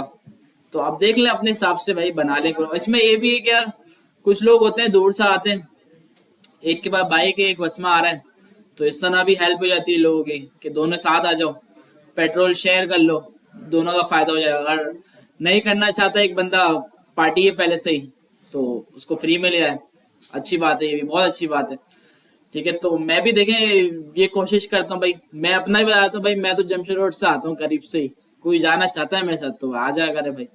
तो पिछले बैचेस में भी ना काफी अक्सर मैं 2-3 स्टूडेंट्स को लेके आया हूँ साथ ही ना, तो बहुत अच्छा भाई, सवाब का काम है यार, उसकी भी हेल्प हो जाएगी, आपके साथ भी आपका साथी मिल जाएगा आने वाला, आपके साथ आओ उसके साथ जाओ, तो इस तरह इसमें पढ़ने में भी फिर बहुत मजा आएगा। और किसी भी इमरजेंसी के तहत आपकी छुट्टी हो जाती है ना, तो फिर आपका ग्रुप आपकी हेल्प करेगा। ठीक है भाई, तो आपको बताया हाँ भाई ये चीज पढ़ी है या नहीं पढ़ी। ठीक है, तो ये काम कर लें कुछ क्लासेस के अंदर ना, कि ये काम कर लें, और फिर नेक्स्ट क्लास में पूछूंगा आप एक ग्रुप बना, तो फिर वो ग्रुप वाले बताइएगा हाँ भाई हमारा ग्रुप है। ठीक है भाई।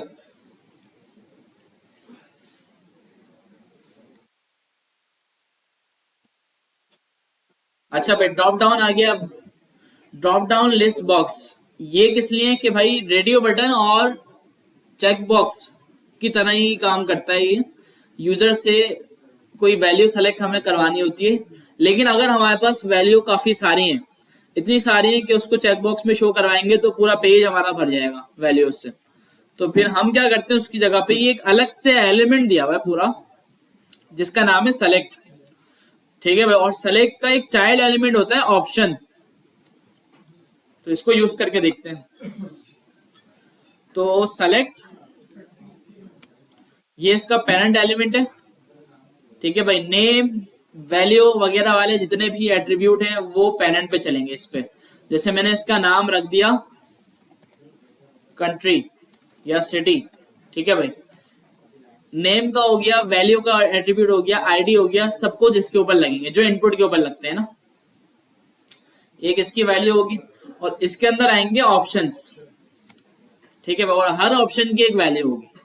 ठीक है भाई, मिसाल के तौर पे पहला वाला ऑप्शन ना हम इस तरह लिख देते हैं कुछ, सेलेक्ट योर सिटी। ठीक है, पहला ऑप्शन, और इसकी वैल्यू एम्प्टी रख देते हैं हम, क्योंकि ये तो प्लेस होल्डर की तरह यूज होगा एक तरह से। तो इसी तरीके से जितने ऑप्शन आप इसमें ऐड करना चाहें तो आप ऐड कर सकते हैं। ठीक है भाई, कराची आ गया और इसमें KHI शॉर्ट लिख देते हैं, वैल्यू हम शॉर्ट ही लिख देते हैं क्योंकि इससे पता चल जाता है सर्वर पे क्या हाँ भाई ये क्या वैल्यू आ रही है हमारे पास। यूजर को दिखाने के लिए पूरी वैल्यू लिखते हैं, हो सकता है आपका यूजर ऐसा हो उसको KHI का मतलब नहीं पता हो। ठीक है, तो उसको यूजर को हमेशा पूरी चीज दिखाते हैं कि भाई कराची लिखा हुआ है। ठीक है, इसमें जितने ऑप्शन आप ऐड करना चाहें आप ऐड कर सकते हैं। अच्छा, वैसे ही जो पूरी लिस्ट है ना, आप बोलेंगे इतनी सारी सिटियां पाकिस्तान की, हमें तो डेटा एंट्री करना पड़ जाएगी, लेकिन पड़ी हुई है पूरी, गूगल पे भी पड़ी हुई है, और अगर आप चैट जीपीटी को बोलेंगे तो वो भी पूरी बना के दे देगा। एपीआई से भी होता है लेकिन वरना HTML वाली भी पड़ी हुई है लिस्ट। जैसे पहले हम चला के देखते हैं, फिर वो गूगल वाली भी देखते हैं कि कौन सी पड़ी हुई है। देखिए मैंने रीलोड किया, सेलेक्ट योर सिटी आ रहा है, जैसे मैंने इसको ओपन किया इसमें सारी सिटी आ गई, इसमें से कोई एक सेलेक्ट की, सेलेक्ट हो गई। ठीक है भाई, लाहौर सेलेक्ट की, सेलेक्ट हो गई। अब इसमें भी होता है सेलेक्टेड था या चेक्ड ही होगा मेरे ख्याल से। ठीक है भाई, इसको चलाते हैं, किस पे लगाया, बल्कि मैंने तो इस पे गलत लगा दिया ना, मैं लगाता हूँ इस्लामाबाद पे। अच्छा, सेलेक्टेड होगा इसका ना, सेलेक्टेड, चेक रेडियो बटन और उसके लिए, तो इसके लिए क्या है सेलेक्टेड। अच्छा, ये मैंने सिर्फ नेम क्यों लिखा है, क्योंकि इसकी नेम और वैल्यू सेम है, तो इस वजह से सिर्फ नेम लिख दिया। मैंने रीलोड किया, इस्लामाबाद सेलेक्टेड आ गया ऑलरेडी। ठीक है भाई, इस्लामाबाद की स्पेलिंग गलत लिख दी, चलो सही कर देते हैं। सही है भाई, क्या कह रहे हैं? अच्छा, ब्लैंक वाला यू बनाया, ये प्लेस होल्डर होता है। अच्छा, इसका एक और एट्रीब्यूट भी होता है हेडिंग का, तो अगर आप ये इस पे डाल देना ये शायद हाइड हो जाएगा, फिर इसको यूजर सेलेक्ट, लेकिन फिर इसकी जरूरत ही नहीं, फिर इस पे बनाओ नहीं अगर हाइड ही करना है। ये इस वजह से हम करते हैं कि या इसमें ना डिसेबल का भी एक होता है, शायद डिसेबल से हमारा काम हो जाए। डिसेबल होता है और नीचे से सिलेक्टेड हटेगा, सिलेक्टेड हटेगा। देखें अब इसको कोई यूजर सेलेक्ट नहीं कर सकता, ठीक है। सेलेक्टेड तो आपकी मर्जी है ना, आप लगाएं या नहीं लगाएं, ठीक है भाई। रीलोड किया तो देखें ये फर्स्ट वाला दिखाएगा, लेकिन फिर भी तो ये इस वजह से ये लगाते हैं हम, लेकिन पता है क्या करते हैं, इसकी वैल्यू एम्प्टी रख देते हैं ताकि जो भी इसकी वैलिडेशन है ना वो इससे पता चल जाए कि वैल्यू एम्प्टी है, तो वो आगे जाने नहीं देगा, बोलेगा पहले कुछ सेलेक्ट करो। अच्छा अब हमें बड़ी बड़ी लिस्ट चाहिए होती है, हम गूगल करें HTML सेलेक्ट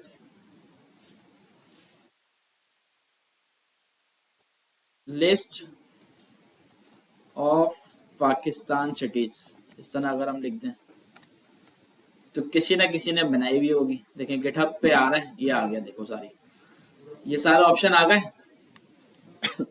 इसको हमने किया कॉपी, तो सारे देखें, ठीक है भाई, कॉपी किया और यहाँ पे आके हमने इसको कर दिया, तो डेटा एंट्री हमारी बच गई, ठीक है भाई। अब हम इसको अगर अपने वेब पेज पे आके देखेंगे तो सारी कंट्री हमारे पास आ रही होंगी, देखें सिटी, सॉरी।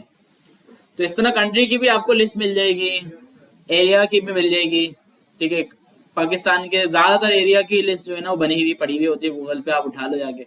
APIs भी होती है जो कि वो तो आगे जाके देखेंगे, लेकिन अभी हमने क्योंकि HTML पढ़ा है तो अभी हम इसी तरह से कर सकते हैं, वरना इससे आसान तरीका वही होता है API। कंट्री कोड के लिए भी पड़ी हुई है, फोन नंबर कोड के लिए भी पड़ी हुई होगी। सर्च वैसे इसमें डिफॉल्ट होता है, जैसे मैंने K टाइप किया ना तो ये K पे खुद ले आएगा मुझे, अब जैसे मैंने P टाइप किया तो P पे खुद ले आया मुझे, तो सर्च बाय डिफॉल्ट चलता है, इसी तरह चलता है। अलग से जो सर्च आता है ना वो फिर वो आगे जाके बूटस्ट्रैप वगैरह या कोई लाइब्रेरी यूज करके आएगा, या फिर जावास्क्रिप्ट यूज करके आएगा। सर इसकी विड्थ वगैरह कम कर सकते हैं? हाँ, विड्थ वगैरह इसकी जो है ना वो CSS से हो जाएगी। अच्छा, इसमें अगर आप चाहते हैं कि ये मल्टी हो जाए तो मेरे ख्याल से इसका मल्टीपल का ना एक एट्रीब्यूट होगा जो हम सेलेक्ट को दे देंगे, लेकिन इसका मल्टी जो है ना वो अच्छा नहीं है, बस सही है। देख लेते हैं कितनी आ गई, हटा देते हैं यार, बस वही 3 रखते हैं, वरना इसी तरह ऊपर नीचे करते नहीं। हाँ चलो, अच्छा इसको अगर हम मल्टीपल कर दें ना तो फिर इसमें ना ये ओपन हो जाएगा इस तरह, और फिर इसमें ये मल्टीपल। अच्छा मल्टीपल कैसे होगी, शिफ्ट दबा के या कंट्रोल, जैसे फोल्डर सिलेक्शन होती है ना, फाइल सिलेक्शन, तो इस तरह मल्टी सिलेक्शन होती है इसमें। तो लेकिन ये बड़ा अजीब सा लग रहा है इस तरह ओपन हुआ हुआ, तो इसकी वजह से ना तो फिर हम दूसरा कोई अच्छा सा यूज करते हैं लाइब्रेरी के जरिए। हाँ बहुत रेयर है, इतना यूज नहीं होता है। चेकबॉक्स करें, लेकिन अभी देखें ना सिटीज कितनी सारी थी, अगर हम वो चेकबॉक्स में डालते तो पूरे पेज पे सिटीज ही नजर आ रही होती हमें। तो ड्रॉप डाउन में चेकबॉक्स नहीं डाल सकते, ड्रॉप डाउन में तो फिर वो उसकी एक सिंगल वैल्यू होती है, वो सेलेक्ट करते हैं। चेकबॉक्स डालने की ना कोई सेंस ही नहीं बन रही कि क्यों डाले भाई चेकबॉक्स।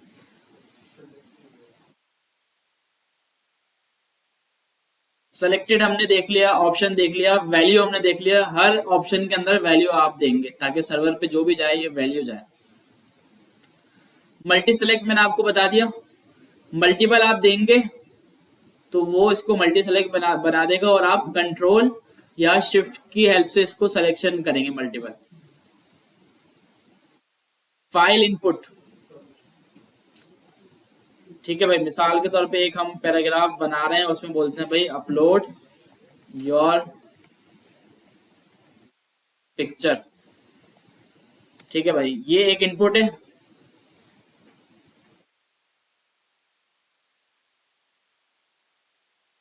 क्या कर रहा है ये, ठीक है भाई, इनपुट, और इसकी टाइप हम रख देते हैं फाइल, ठीक है भाई। देखें मैंने रीलोड किया, नीचे आया तो यहाँ पे ये पूरा इसने खुद बना के दे दिया, choose file, no file choose, अभी तक कोई फाइल चूज नहीं की है। तो इस पे जब जैसे ही मैं क्लिक करूंगा ना तो ये इस तरह से मेरा फाइल एक्सप्लोरर खोल देगा और बोलेगा भाई इसमें से जाके आप कोई भी फाइल सेलेक्ट कर लो। फाइल की टाइप कोई भी हो, कोई मसला नहीं है, PDF हो, वीडियो हो, ऑडियो हो, पिक्चर हो, सारी सेलेक्ट कर सकता है। अगर आपको कंडीशन लगाने की सिर्फ PDF आया हुआ है तो वो सारा काम जावास्क्रिप्ट से होगा। और ये फाइल सेलेक्ट होने के बाद कहाँ जाएगी अभी हमें कुछ नहीं पता, अभी सिर्फ ये सेलेक्ट करेगा। अब ये शो कैसे होगी कि ऊपर जैसे यहाँ सेलेक्ट करूँ मैं ऊपर आ जाएगी, तो वो सारा काम जावास्क्रिप्ट का है। HTML से आप सिर्फ ये नहीं कर सकते, HTML से सिर्फ आप फाइल सेलेक्ट करवा दी बस बहुत है, इतना कर सकते हैं। टाइप फाइल रख दी हमने इसकी भाई। सबमिट बटन की टाइप जो है वो सबमिट होगी तो एक बटन बन जाएगा। मैं नीचे आया, मैंने इनपुट की टाइप रख दी सबमिट, तो अब ये इनपुट जो है ना ये बन जाएगा एक बटन, और इसकी वैल्यू मैं बोल दूंगा सबमिट फॉर्म। ठीक है भाई, बटन, ठीक है, बटन टाइप सबमिट दे दी मैंने, और वैल्यू में जो भी मुझे बटन के अंदर दिखाने ना लिखा हुआ वो दे दिया। सबमिट फॉर्म दिखाया, यहाँ पे सबमिट फॉर्म आ गया। देखिए जब जब मैं बटन प्रेस कर रहा हूँ पेज रिलोड हो रहा है और फॉर्म सबमिट हो रहा है। टाइप बटन मेरे ख्याल से पता नहीं होती है नहीं, देख लेते हैं। बटन होती है, हाँ सही है, एक ही चीज है, दोनों एक ही चीज है, दोनों बटन है, दोनों एक ही चीजें हैं, दोनों देखें यूज हो रही। जब मैं इसको सबमिट कर रहा हूँ तो देखें ये सबमिट हो रहा है फॉर्म, ठीक है। लेकिन ये मैं देखा, मैंने रीलोड किया, हाँ इसमें हो रहा है। टाइप बटन जो है ना उसमें फिर सबमिट वाली बात नहीं आ रही, ठीक है भाई। अच्छा इसके अलावा भी बटन होता है, बटन का पूरा एलिमेंट होता है, तो वो बटन हम इससे बनाते हैं, सबमिट फॉर्म। ठीक है भाई, देखते हैं दोनों पे लोड हो रहा है या नहीं हो रहा। देखें ये बटन चल रहा है, बटन पे भी सबमिट हो रहा है और इस पे भी सबमिट हो रहा है। बटन अलग से आप यूज कर सकते हैं, बटन का पूरा एलिमेंट है, बटन का ओपनिंग टैग, क्लोजिंग टैग है, बीच में आप जो भी लिखते हैं वो बटन के अंदर लिखा हुआ नजर आता है। अच्छा ऊपर वाला इनपुट टाइप सबमिट से ज्यादा बटन यही यूज करते हैं हम नीचे वाला, क्योंकि बटन जो है ना वो सिर्फ फॉर्म सबमिट करवाने के लिए नहीं होता बल्कि काफी सारी चीजों के लिए हो सकता है वेबसाइट में बटन। ठीक है, तो बटन का एलिमेंट हम यूज करते हैं और उसको अच्छे से स्टाइल दे देते हैं फिर सीधे से, तो फिर वो अच्छा बटन एक बन जाता है। तो काफी सारी चीजों के लिए बटन होता है वेबसाइट में। ठीक हो गया भाई। अच्छा इसके अलावा इमेज बटन, इमेज बटन में क्या है, आप इनपुट की टाइप इमेज रख देंगे और उस SRC जो कि आप इमेज को दे देते हैं एट्रीब्यूट, वो आप इसको देंगे और उसमें इमेज दे देंगे, तो जो भी वो इमेज होगी ना वो एक बटन बन जाएगी। तो इसमें देखें वो इमेज वो ही हो जो बटन लग भी रही हो, ऐसे ना आप अपनी पिक्चर दे दें तो आप क्लिक कर रहे हो उस पर ये बटन है। ठीक है, तो बटन की पिक्चर ना वैसे पहले जो है ना अच्छी स्टाइलिंग नहीं होती थी CSS की, तो हम इमेज वाले बटन यूज करते थे। डिजाइनर को बोला अच्छा सा बटन बना दो, उसने बना के दिया, हम image as a button use कर लेते थे हम। ठीक है, तो लेकिन अब तो CSS इतनी अच्छी हो गई है, हम खुद से इतना अच्छा बटन बना लेते हैं, उसमें ग्रेडियंट कलर डाल दिया और उसको अच्छे से अच्छा बना दिया हमने बटन। तो इमेज बटन जो है ना अब इतना ज्यादा यूज नहीं होता, बहुत कम यूज होता है। बस इसका देना आसान है, टाइप इमेज और SRC देके आप इमेज दे देंगे। जिस तरह इमेज में विद और हाइट होता है इसमें भी होता है, SRC होता है इसमें भी। समझे ये पूरा इमेज का एलिमेंट है, बस IMG की जगह इनपुट आ गया और टाइप इमेज आ गया, बस बाकी पूरा इमेज का एलिमेंट है। बटन जो मैंने अभी आपको बताया वो एलिमेंट पूरा आ गया, बटन का ओपनिंग टैग, क्लोजिंग टैग। ठीक है, ये पूरा बटन यहाँ पे हमारे पास आ गया है, ये ज्यादातर हम यूज करते हैं। अच्छा अब यहाँ पे एक इनपुट टाइप आ रही है हिडन, ये ऐसा इनपुट होगा जो आपको नजर नहीं आता, ये हाइड हो जाता है। ये किस लिए होता है कि मिसाल के तौर पे आपने सर्वर पे डेटा भेजना है और उसमें एक और वैल्यू कोई भेजनी है लेकिन यूजर से हाइड रखनी है वो वैल्यू। मिसाल के तौर पे कोई अगर ई-कॉमर्स वेबसाइट है तो डिलीवरी चार्जेस अब कस्टमर को दिखाते तो हैं लेकिन सर्वर पे भी भेजनी है वैल्यू उसकी, तो हमने क्या करा वो इनपुट बना दिया और उसको हाइड कर दिया, यूजर को वो नजर नहीं आएगा कि भाई हमने एक इनपुट बनाया देखें। और ये क्योंकि फॉर्म का हिस्सा है, फॉर्म के अंदर ही बनेगा, हेडिंग होगा और इसमें हम वैल्यू रख देंगे। ठीक है, इस तरह, और इसका नाम दे देंगे। ठीक है भाई, तो जब भी फॉर्म यूजर देखेगा तो फॉर्म पे यूजर को ये नजर नहीं आएगा। लेकिन जब हम फॉर्म सबमिट करेंगे ना तो ये चले आएगा बैकेंड। लेकिन अब इसकी इतनी जरूरत नहीं होती, ये पहले का है, क्योंकि बुक थोड़ी सी ओल्ड है। तो पहले ऐसा हुआ करता था कि भाई हिडन रख के हिडन चार्जेस जैसे होते हैं ना, कि बोलते हैं हिडन चार्जेस तो नहीं, कोई इस तरह का सुना होगा आपने कभी। तो इस तरह की चीजें होती थी, वो कि इसमें हाइड करके आपके चार्जेस भेज दिए बैकेंड पे, या कोई वैल्यू भेज दी, ठीक है। या आपने एक फॉर्म बनाया और उसको मल्टीपल ऑर्गेनाइजेशंस में दे दिया, मल्टीपल कंपनीज में, ये लो भाई चलाओ मेरे फॉर्म को। अब आपने स्टेट्स देखनी है कि भाई कौन से फॉर्म से कितनी एंट्रीज आ रही हैं। तो आपने क्या करा, एक इनपुट के अंदर जिस कंपनी को दिया था उसका नाम रख दिया, और वो यूजर से हाइड रख दिया, क्योंकि वो यूजर के काम की चीज नहीं है, वो सिर्फ हमारे काम की चीज है। यूजर से हाइड रखा, और जब यूजर फॉर्म सबमिट कर रहा है तो कंपनी का नाम भी जा रहा है। तो फिर हमने उससे अंदाजा लगा लिया कि भाई 10 फॉर्म इस कंपनी से आए, 10 फॉर्म इस कंपनी से आए। तो इसलिए भी ये हो सकता था, लेकिन अब नहीं होता, कि अब हम क्योंकि सर्वर से देख लेते हैं। अब इतनी सारी चीजें आ गई हैं, नई चीजें आ गई हैं, जिससे हमें पता चल जाता है कि ये फॉर्म कहाँ से सबमिट हुआ है। ठीक है भाई। अच्छा, लेबलिंग फॉर्म कंट्रोल, इसका फायदा क्या है? इसका फायदा ये है कि लेबल आप लगा देते हैं कि पैराग्राफ की तरह ही होता है टेक्स्ट लिखने के लिए, लेकिन इसका फायदा ये होता है, मिसाल के तौर पे अगर कोई ऐसा बंदा, ये सिर्फ ऐसी मैं बता रहा हूँ, लेबल का और भी काफी सारा काम है। कोई ऐसा बंदा है, उसका हाथ हिलता है, ऐसे हिलता है, किसी का हाथ नहीं हिलता, तो अब वो ना कभी भी ये रेडियो बटन सेलेक्ट नहीं कर सकता। तो अब हम क्या करेंगे उसके लिए, हम उसके लिए लेबल ऐड करेंगे। भाई तू कहीं पर भी क्लिक कर दे तो हो जाएगा। तो वो यहाँ पे टेक्स्ट पे क्लिक कर दे, या यहाँ पे क्लिक कर दे, या ये एम्प्टी एरिया में क्लिक कर दे, तो सेलेक्ट हो जाएगा। कैसे भाई? एरिया दे देंगे, लेबल में रख देंगे उसको। जैसे ये रेडियो बटन है ना, इसको हम रख देंगे किसके अंदर? लेबल के अंदर। ठीक है भाई, लेबल ओपन किया और आखिर में लेबल को क्लोज कर दिया। ठीक है, अभी सिर्फ मेल पे लगाया, चेक करते हैं चला के। देखिए मैंने रीलोड किया, बल्कि मेल तो ऑलरेडी सिलेक्टेड आ रहा है ना, तो या तो इसको हटा देते हैं या फीमेल पे भी लगा देते हैं। चलो लेबल, अच्छा लेबल सब जगह चल सकता है, किसी भी इनपुट पे या किसी भी रेडियो बटन पे। और यहाँ पे हमने इसका क्लोजिंग टैग दे दिया। कोड बड़ा खराब सा हो रहा है तो फॉर्मेट करते हैं थोड़ा। अच्छा ये लिखा हमने थोड़ा सा खराब है, तो फॉर्मेटर भी बोल रहा है कि भाई क्या कर रहा हो, तो इसको ना हम इस तरह से सेट कर देते हैं। देखें अलग अलग लाइन में लाके अब फॉर्मेट करेंगे तो अब थोड़ा सा बेहतर लगेगा ये कोड। तो इस तरह से करा करें कोड ना हमेशा। रीलोड किया, अच्छा अब देखें मैं यहाँ पे खड़ा हूँ, मैंने फीमेल सेलेक्ट किया, सेलेक्ट हो गया। ये कहीं पर भी मैं क्लिक करूंगा ये सेलेक्ट हो जाएगा। ठीक है भाई, सिर्फ वो सर्कल के अंदर क्लिक करने की जरूरत नहीं है। क्लियर है भाई? लेबल, अच्छा लेबल ना, अगर लेबल आपने अलग दिया हुआ है ऊपर, मिसाल के तौर पे ऊपर जो हमारा एक इनपुट आ रहा है जिसमें इंटर वैल्यू लिखा हुआ है ना, मैं उसको ऊपर एक लेबल दे रहा हूँ, इंटर योर नेम। तो लेबल को एज अ पैराग्राफ भी हम यूज कर सकते हैं टेक्स्ट के लिए। देखें टेक्स्ट लिखा हुआ आ गया। अच्छा लेबल अलग है, लेबल के अंदर इनपुट नहीं है जी।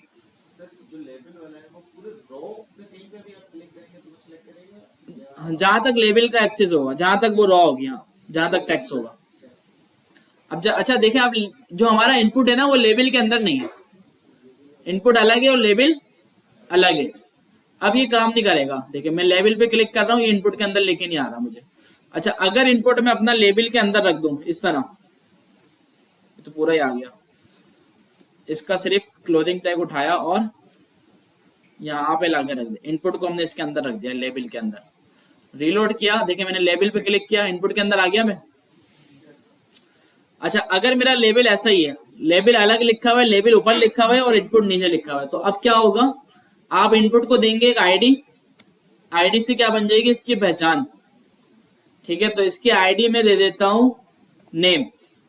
ठीक है भाई, और लेबल को आप एक एट्रीब्यूट पास करेंगे 4 कि भाई ये लेबल किसके लिए है, तो इसमें वो आईडी दे देंगे आप नेम, कि भाई ये लेबल जो है ना ये नेम की आईडी के लिए। ठीक है, अब वो लेबल कहीं पर भी हो, ऊपर हो नीचे हो कहीं पर भी हो, तो देखिए मैं लेबल पे क्लिक कर रहा हूँ, ये इनपुट के अंदर आ रहा है। ठीक है, तो लेबल समझ में आ गया भाई कितना जरूरी है देखो हमारे लिए, लेबल आ गया। अच्छा, ग्रुपिंग फॉर्म एलिमेंट, ये लास्ट है मेरे ख्याल से, बहुत बड़ा हो गया फॉर्म का चैप्टर, अभी भी काफी कुछ है, बल्कि खत्म कर देना भाई आज।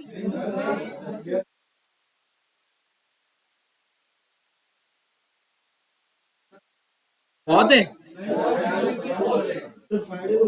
सारा आसान है यार, कोई इतना मुश्किल नहीं है। चलो खैर है, अभी शुरू हुई है, रिचार्ज करते हैं रिचार्ज करें भाई दोबारा से। कौन कौन बोलते नहीं यार आज चैप्टर खत्म कर लें, ये वाला हाथ उठाएं। कम लोग हैं यार, कौन बोलते नहीं यार आज के लिए काफी है, और जो बीच वाले हैं वो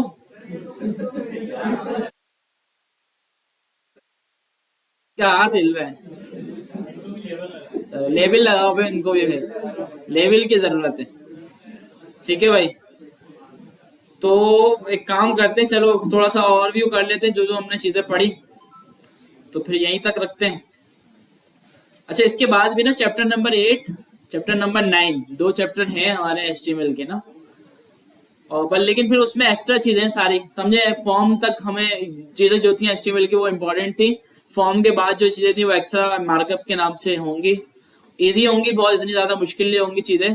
यहाँ तक HTML होते हैं, यहाँ पे खत्म हो जाता है, अब जो चीजें आती हैं वो एक्स्ट्रा वाली आती हैं, और वो भी काफी हेल्पफुल होती हैं और काफी इजी होती हैं समझने के लिए। तो नेक्स्ट क्लास में ना पूरी मतलब हम ये फॉर्म खत्म कर सकते हैं और चैप्टर नंबर 8 और 9 भी कवर कर सकते हैं। अच्छा 9 वैसे ना छोड़ देते हैं कभी कभार हम कि खैर, उसमें 9 में क्या है, ऑडियो वीडियो, जिस तरह हमने इमेज यूज की तो इस तरह हम HTML में ऑडियो वीडियो भी यूज कर सकते हैं। ऑडियो वीडियो के एलिमेंट है, आप क्या करेंगे SRC के अंदर उनका URL देंगे ऑडियो का या वीडियो का, या उनको डाउनलोड करके उसका पाथ दे देंगे जिस तरह इमेज में होता है, तो वो ऑडियो और वीडियो प्ले हो जाएगी। तो ऑडियो प्लेयर और वीडियो प्लेयर जो है ना वो इनका अपना है, ब्राउजर का होता है वो, तो HTML पे सपोर्टेड है वो। ठीक है, लेकिन ये वाला जो वीडियो ऑडियो होता है ना, ये बहुत ही हैवी होता है, काफी लोड लेके इस पे वीडियो चलती है, ऑडियो चलती है। तो हम क्या करते हैं, ज्यादातर वेबसाइट के अंदर ना हम YouTube को यूज करते हैं एज आई फ्रेम। ठीक है, YouTube की वीडियो अपनी वेबसाइट में हमने लगाई हुई होती है ज्यादातर, क्योंकि वो बहुत ज्यादा फास्ट होती है, कम इंटरनेट पे भी चल जाती है, थोड़ी क्वालिटी कम करके उसकी चली जाती है वो। तो इस वजह से HTML की अपनी जो वीडियो है वो कम यूज करते हैं हम, और YouTube की वीडियो यूज करते हैं वेबसाइट के अंदर ताकि वो फास्ट चले। ठीक है, तो उसका भी ऑप्शन है वहाँ पे आगे वाले चैप्टर में कि भाई YouTube की वीडियो जो है वो कैसे ऐड करेंगे, बहुत आसान है, मुश्किल नहीं है। ठीक है, तो चैप्टर नंबर 8 और चैप्टर नंबर 9 ये दोनों हम पढ़ लेंगे, नेक्स्ट क्लास में HTML एंड हो जाएगा। तो फिर जो है पूछ लेते हैं सर वाजिद से कि भाई टेस्ट वगैरह का क्या सीन है, तो उस हिसाब से आपका टेस्ट करवा लेंगे फिर HTML का। एक टेस्ट HTML का होगा, एक CSS का होगा, फिर जावास्क्रिप्ट के 4 होंगे, तो इस तरह से होता है। तो जावास्क्रिप्ट जो है वो थोड़ी सी हम पढ़ेंगे ठीक ठाक टाइम लगा के, अच्छा करके, कि वो देखें मैंने आपको कहा ना यहाँ आने का मकसद आपका जावास्क्रिप्ट पढ़ना होना चाहिए, उसी में आप टाइम लगाएंगे, सब करेंगे। ये तो आसान चीजें, HTML CSS वाकई बच्चों वाली चीजें। ठीक है, और जिनको नहीं आती ना तो वो ऐसा नहीं बोले यार ये क्या बात कर रहे हैं यार, नहीं, उनके लिए भी भाई मैं कह रहा हूँ सबके लिए आसान चीजें, मुश्किल चीज नहीं। ठीक है, तो जी क्या बताया था फॉर्म का, जी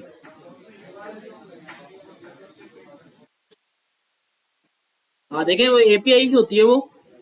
देखें एक हमारे यहाँ 2 तरह की, देखें हम ना 2 तरह की एप्स बनाना सीखेंगे इस कोर्स में भी, एक होती है फ्रंट एंड के लिए और एक होती है बैक एंड के लिए। ठीक है, ऐप देखिए ये ऐप या वेबसाइट एक ही बात है, मैं ऐप बोलता हूँ ना, बार बार ऐप निकल जाता है, तो एक ही बात है। वेब ऐप भी बोलते हैं इसको, वेबसाइट को वेब ऐप। ठीक है, तो 2 तरह की होती है, एक होती है फ्रंट एंड और एक होता है बैक एंड, या आप इस तरह भी बोल सकते हैं, एक होती है क्लाइंट साइड और एक होती है सर्वर साइड। तो HTML CSS जावास्क्रिप्ट इन चीजों को यूज करके हम बनाते हैं front end client side application. ठीक है भाई, फिर जावास्क्रिप्ट को यूज करके आगे हम सर्वर साइड एप्लीकेशन भी बनाएंगे। जो बैकएंड पे होगी हमारी सर्वर साइड, ठीक है। तो ये जो एक्शन में यूआरएल होता है ना, ये उस बैकएंड एप्लीकेशन का एड्रेस होता है कि जो बैकएंड एप्लीकेशन चल रही है वो इस एड्रेस पे चल रही है। देखिए मैं गूगल पे जाता हूँ, google.com लिखता हूँ क्योंकि ये इसका एड्रेस है, google.com मैंने लिख दिया, इसका एड्रेस है। अच्छा, अब ये मुझे ब्राउजर पे नजर इस वजह से आ रहा है क्योंकि ये एक फ्रंट एंड की ऐप है, और इसका जो बैकएंड है ना वो मुझे नजर नहीं आ रहा, क्योंकि बैकएंड जो है ना वो ब्राउजर पे नहीं चलता, बैकएंड चल रहा होता है सर्वर पे, और वो हमें शो नहीं होता, ठीक है, वो बैक पे होता है। तो बस सिर्फ हम उससे ना कम्युनिकेट कर सकते हैं कि उसको डेटा दिया, उससे रिस्पॉन्स लिया, उसको डेटा दिया, उससे रिस्पॉन्स लिया, ठीक है। तो काफी रिक्वेस्ट से होती है कि उसको रिक्वेस्ट करी, डेटा दे दिया, रिक्वेस्ट करी, डेटा ले लिया, तो वो होता है। तो इसमें हम दोनों चीजें सीखेंगे, फ्रंट एंड भी सीखेंगे और बैक एंड भी सीखेंगे, दोनों चीजों को अच्छी तरह से बनाना सीखेंगे हम इस कोर्स में। इसके अलावा मोबाइल एप्लीकेशन भी बनाना सीखेंगे। काफी लोगों का शौक होता है मोबाइल ऐप बनाना, किस किस का है? सबका ही है क्या? ठीक है भाई, तो बहुत मेरा भी बहुत था भाई, और फिर मैंने काम इतना किया कि अब दिल भर गया।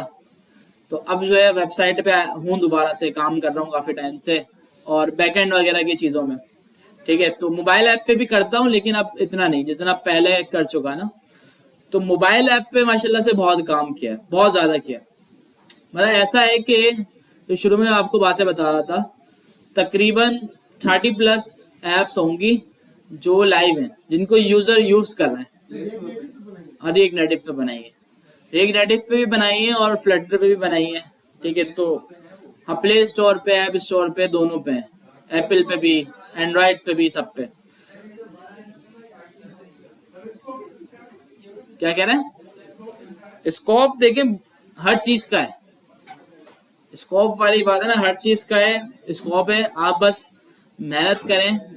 देखिए हर काम में बंदा आगे बढ़ सकता है अगर वो अपने काम से मुखलिस है, शौक है, मोहब्बत करे, हर काम में बंदा आगे बढ़ सकता है। लेकिन ये वाली मैंने आपको बताया ना, ये हमारा ऐसा काम है, ये आसान रिस्क मिलता है इसमें हमें, मतलब नवाबों वाला। आप बैठे हुए सीख भी देखें, नवाबों की तरह रहें आप माशाल्लाह से। कोई इसमें इतनी ज़्यादा मेहनत नहीं करना पड़ रही आपको, सिर्फ आपको अपना टाइम इन्वेस्ट करना पड़ रहा है। आप आ रहे हैं यहाँ सुकून से बैठ के सीख रहे हैं, अभी से नवाब बन गए। तो आगे जाके जब आप बन जाएंगे ना सॉफ्टवेयर डेवलपर, तो जब भी आप नवाबों वाला काम करेंगे, एसी में बैठ के, अच्छी चेयर पे बैठ के, जब दिल चाहे अपना काम करेंगे। तो ये सबसे बड़ी चीज़ देखी जाती है कोई भी काम। वरना ऐसे भी काम है कि भाई पैसे तो हैं, कमाए जाते हैं वहां से, लेकिन मेहनत इतनी ज़्यादा है कि बंदा दिन भर ना पूरी गर्मी में लगा हुआ होता है, और लेकिन पैसे हैं, उसमें भी पैसे हैं, उसका भी स्कोप बहुत है। तो अब इस चीज़ को भी देख के ना थोड़ा वो होता है कि नहीं हमारी फील्ड जो है बड़ी अच्छी है यार, तो इस वजह से भी हमारा और शौक होता है कि नहीं हम सही जगह पे हैं। कभी भी ऐसा नहीं होता कि दिल चाहता हो कि चेंज कर दें। बीच में ऐसा होता है बंदे का माइंड ना कभी कभार डिप्रेशन में आ जाता है, वो इस काम की वजह से भी, क्योंकि इतनी बड़ी बड़ी लॉजिक बनानी पड़ रही होती हैं, और दिमाग बिल्कुल जब खराब हो जाता है तो रात में बोलता है नहीं यार अब कल से कुछ और काम करूंगा मैं, ये वाला काम जो है ना मुझे तो गंजा कर देगा भाई। तो अब जब सुबह होता है ना, बोलता है नहीं यार यही अच्छा है भाई, इसमें डॉलर है, सब भूल जाता है वो।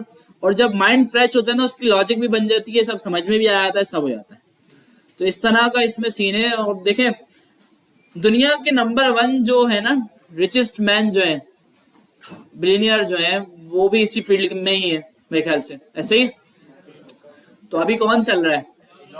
एलोन मस्क चल रहा है ना। तो उसके भी देखें टेक्नोलॉजी में काम है सारा, और कर ही जा रहा है, अभी भी रुक नहीं रहा, पता नहीं क्या क्या नहीं है। तो इसी तरह दूसरे भी जो भी हैं, मार्क जुकरबर्ग देख लिया, इसका पूरा फेसबुक स्टार्टअप था। देखिए इन चीज़ों में हिस्ट्री आप पढ़ा करें, इसी तरह से पता चलता है। अगर आपको जानना चाह रहे हो ना यार मैं जो पढ़ रहा हूँ इसका क्या स्कोप है, आगे मुझे काम आएगा भी या नहीं आएगा, तो आप उन लोगों की सिर्फ लाइफ जो है ना वो देख लें कि उनकी लाइफ कैसे गुजरी, वो यहाँ तक कैसे पहुंचे, जो दुनिया के बिलियनियर हैं, ठीक है भाई, नंबर 1 पे हैं जो। तो उनको थोड़ा सा आप स्टडी करें, पता चल जाएगा आपको कि भाई ये काम की चीज़ें या नहीं। तो उन तक तो पहुंचने में टाइम लगेगा, जाहिर सी बात है। लेकिन हम ये चाहते हैं कि अभी रात में सोएं और सुबह उठें तो बिलियनियर, ठीक है, ऐसा होता नहीं है, ऐसा होता नहीं है। आहिस्ता आहिस्ता लगता है, हो सकता है आप अपनी जिंदगी में बिलियनियर हो जाए, हो सकता है कि आपके आने वाले आपकी वजह से बिलियनियर हो जाए, तो कुछ भी हो सकता है। ठीक है, तो टाइम लगता है, हर चीज में बहुत टाइम लगता है। और काफी देखें, हर कोई यही आजकल सोच रहा होता है कि बस जल्दी हो जाए। अभी मैंने आपको बताया था ना, अभी कोर्स शुरू हुए हुए इतना टाइम नहीं हुआ, स्टूडेंट बोलते हैं यार सर लॉजिक ही नहीं बन रही, समझ में ही नहीं आ रहा। तो भाई अभी टाइम कितना हुआ है आपको शुरू किए हुए? अभी तो आपने स्टार्ट लिया है जस्ट, ठीक है, अभी तो आपको 5 दिन हुए हैं। अगर अभी से आप बोलेंगे नहीं यार मेरे बस का नहीं है, समझ में नहीं आ रहा, तो फिर क्या फायदा। तो अभी आप शुरू हुए, आपको देखिए 1 साल भी हो जाएगा ना, तो अभी देखिए सारी चीज आपके ऊपर डिपेंड करती है कि आपने कितनी मेहनत की। मेहनत के बाद भी अगर समझ में नहीं आता ना, देखिए मेरे काफी सारे दोस्त हैं, लास्ट क्लास में भी आपकी क्लास खत्म होते ही एक दोस्त आया था, स्टूडेंट भी है दोस्त भी है दोनों इस तरह। तो उन लोगों ने ना काफी मेहनत की, लेकिन फिर भी वो सीख नहीं पाए, थोड़ा दिमाग ऐसा था या कुछ गलतियां थी।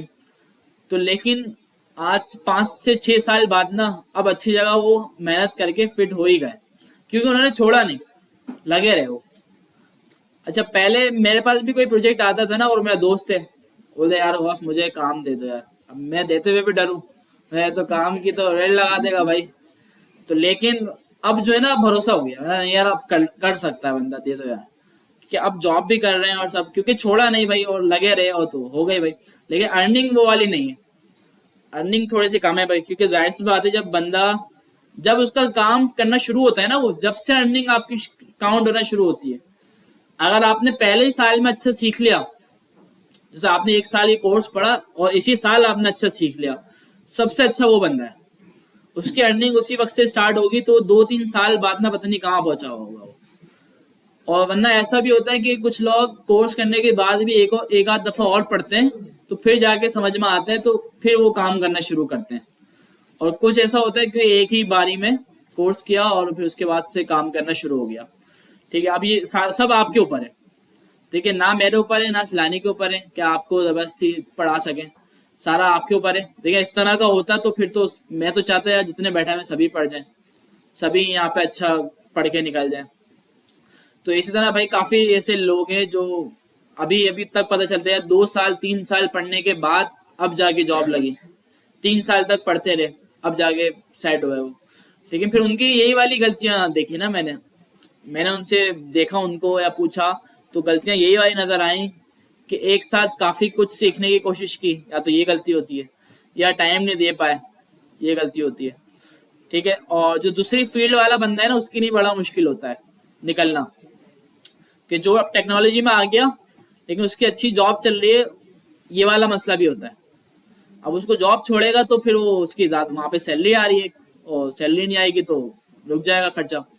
तो इस तरह उसके लिए भी बड़ा मुश्किल हो जाता है फिर, अगर फिर वो छोड़ता है ना, तो स्टार्टिंग में क्योंकि आप 30,000 40,000 इस तरह पे कहीं पे इंटर्नशिप करते हैं जब, तो फिर वो बड़ी सैलरी छोड़ के आता है ना, तो फिर वो एडजस्ट नहीं हो पाता।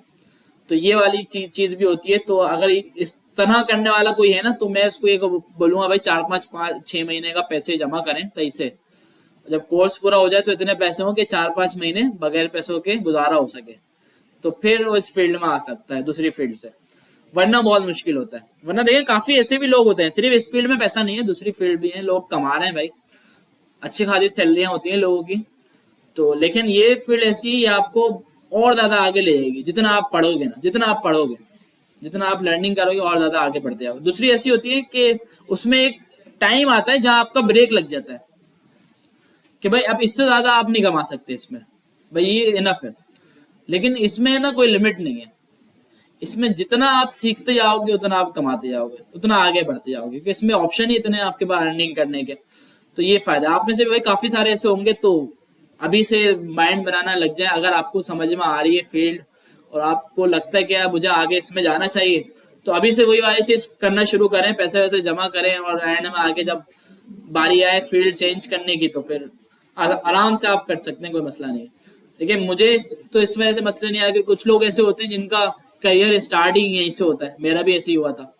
मैंने इससे पहले कभी कोई काम नहीं किया, यहीं से सीखा और फिर इसी में ही अपना करियर शुरू कर दिया, कोई दूसरी फील्ड में कभी गया ही नहीं। तो उनकी वो तो फिर कोई मसला ही नहीं उनके लिए, तो जब जिन्होंने यहीं से स्टार्ट किया उनके लिए बहुत मसला है कि टाइम लगा दिया ना, 4-5 साल लगा दिए किसी और फील्ड में, अब उसको छोड़ना बहुत मुश्किल होता है, बहुत मुश्किल होता है। ठीक है भाई, तो असाइनमेंट की बात कर लें अब थोड़ी, काम की बात। काम की बात क्या दें बनाने के लिए?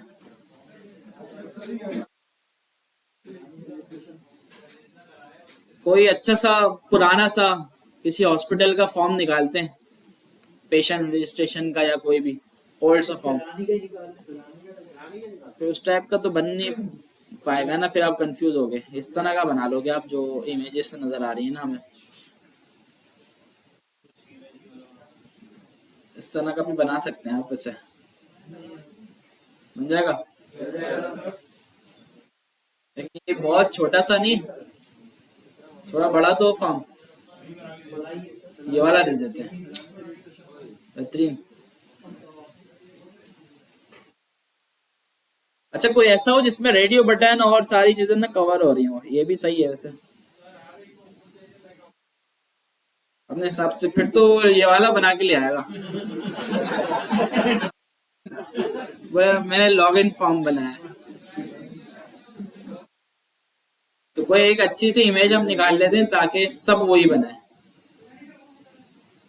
अच्छा आप टेबल को यूज करके ना बना सकते हो, आप टेबल यूज कर लो, यहाँ ऐसा कर, लेकिन इसमें भी ना चीजें कवर नहीं होंगी। मैं चाह रहा हूँ रेडियो बटन वगैरह ये सब कवर, यही बना लो। चलो टेबल वगैरह को यूज करके आराम से बन जाएगा इस तरह का ना, या आपके ऊपर भी मैं छोड़ सकता हूँ, लेकिन आप क्या करो, इतना बड़ा फॉर्म बनाओ कि उसमें सारी चीजें कवर हो जाए। Input type text, input type email, input type number, input type radio button, check box, drop down button, ये सारी चीजें कवर हो जाए, इतना बड़ा बना लो। और सेंटर अलाइन करके बनाना, सेंटर अलाइन हो, ऊपर हेडिंग आ रही हो, अलाइनमेंट फॉर्म की ना कोशिश करके टेबल को यूज करके सीधी कर देना। ठीक है, और उसको सेंटर अलाइन करके टेबल अगर यूज करोगे तो कलर वलर भी दे सकते हैं कोई, तो इस तरह का करके फिर सबमिट कर देना। सही है भाई, इस तरह का कुछ कर लेते हैं। क्लियर है, बताना तो नहीं पड़ेगा डिटेल में, बस मैं असाइनमेंट 5 लिख के सबमिट कर दूंगा, अपलोड कर दूंगा, आप सबमिट कर दिएगा अच्छा सा फॉर्म बना के। नेक्स्ट क्लास का टारगेट है हमारा HTML खत्म कर लेंगे, अगर हुआ तो फ्राइडे को हो जाएगा। आज क्या है, वेडनेसडे है ना, बल्कि फ्राइडे ही है। नेक्स्ट हुआ तो नेक्स्ट वीक में हमारा क्विज हो जाएगा HTML का। फ्राइडे तो अभी हमारा HTML खत्म होगा ना, मंडे को ही होगा। फिर वो मंडे को भी नहीं भी हुआ तो फिर हम 6 से स्टार्ट कर देंगे पढ़ना, तो जब भी वो क्विज होगा वो अपने टाइम पे हो जाएगा। सही है भाई, मिलते हैं नेक्स्ट क्लास में। अल्लाह हाफिज।